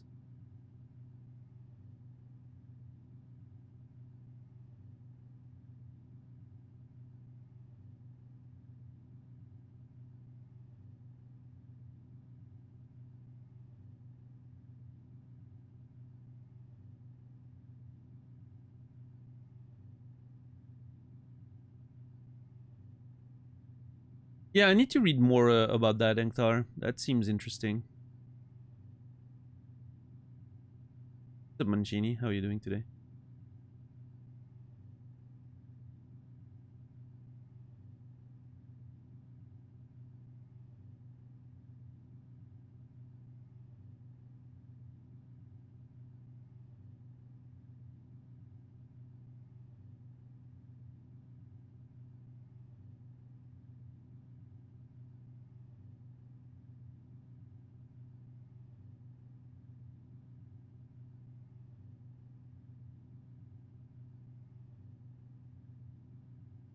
Yeah, I mean, to me, RGC, that's sort of like the intuitive understanding of it, right? There's the only action is the beginning of existence as a whole.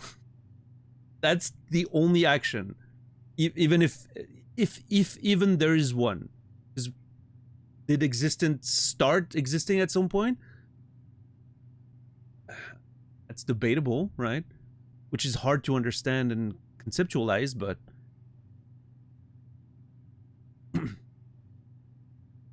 everything else is reaction. That's sort of my intuitive understanding of it. But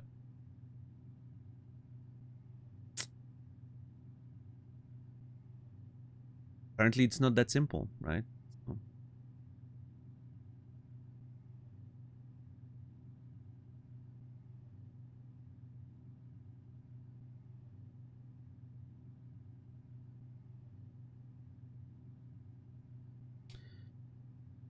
maybe, I don't know, something about chaos, right? There's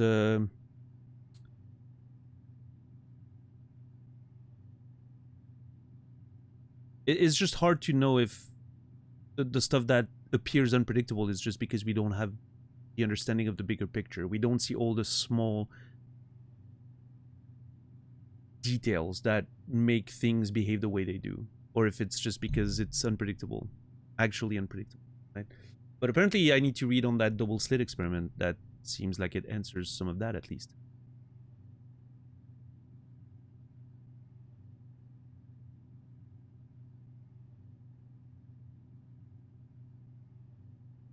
Yeah, I need to read up on that. It seems really interesting.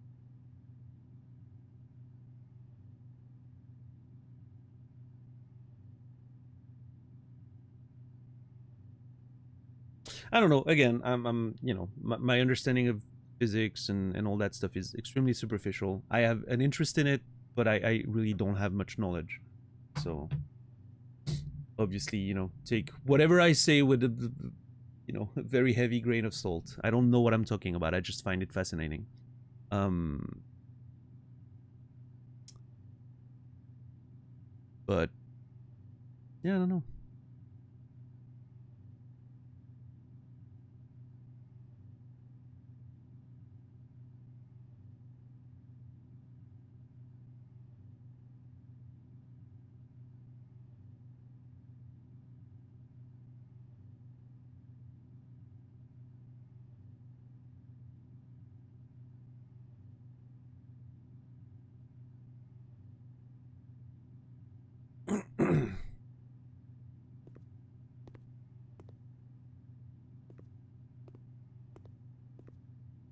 Yeah, person.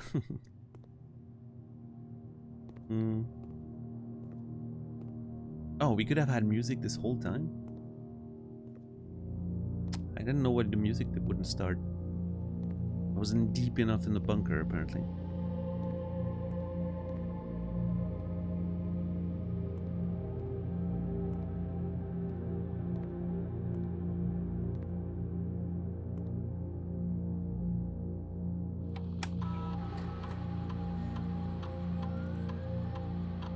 Oh. Nope, not quite. The music was waiting for the conversation to end, exactly.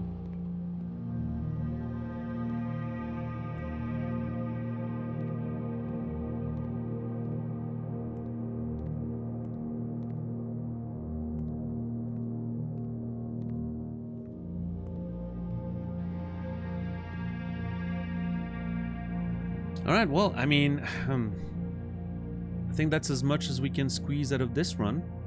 Another full house, obviously. Day 36.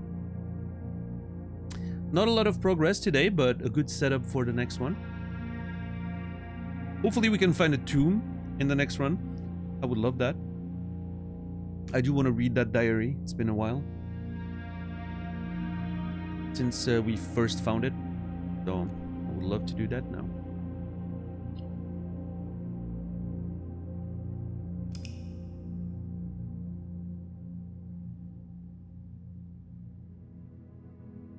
The Garden Shopping Center of the Dead.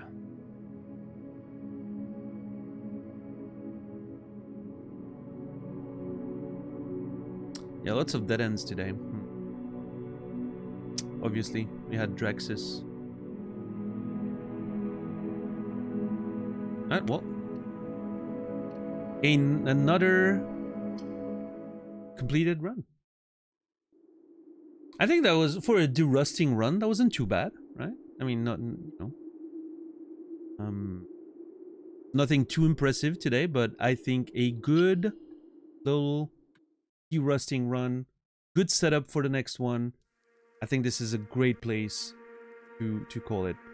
I don't want to, you know, I think as much as I would love to do a long stream since I've been back, I think taking it easy for the first day back, I think is probably the right move for today.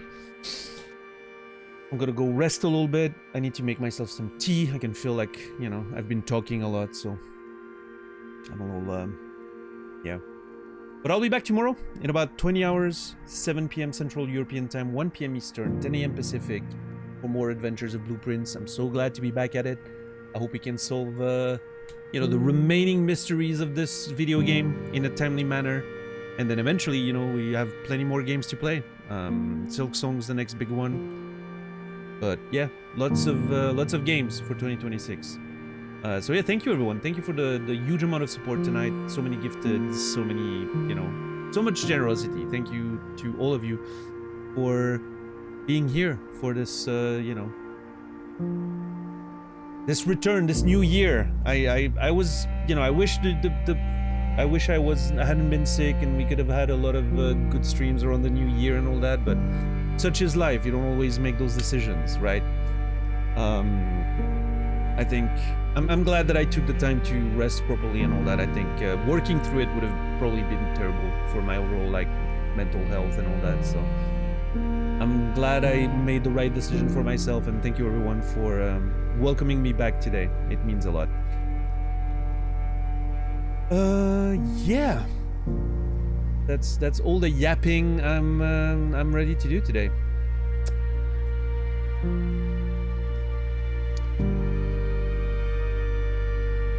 Yeah, no, that's about it. Okay. I wish you all a beautiful rest of your day, evening, or night. I will see you guys in the next one tomorrow. And until then, join the Discord, follow the channel if you haven't, yada yada. But more than anything, remember me, and I will remember you.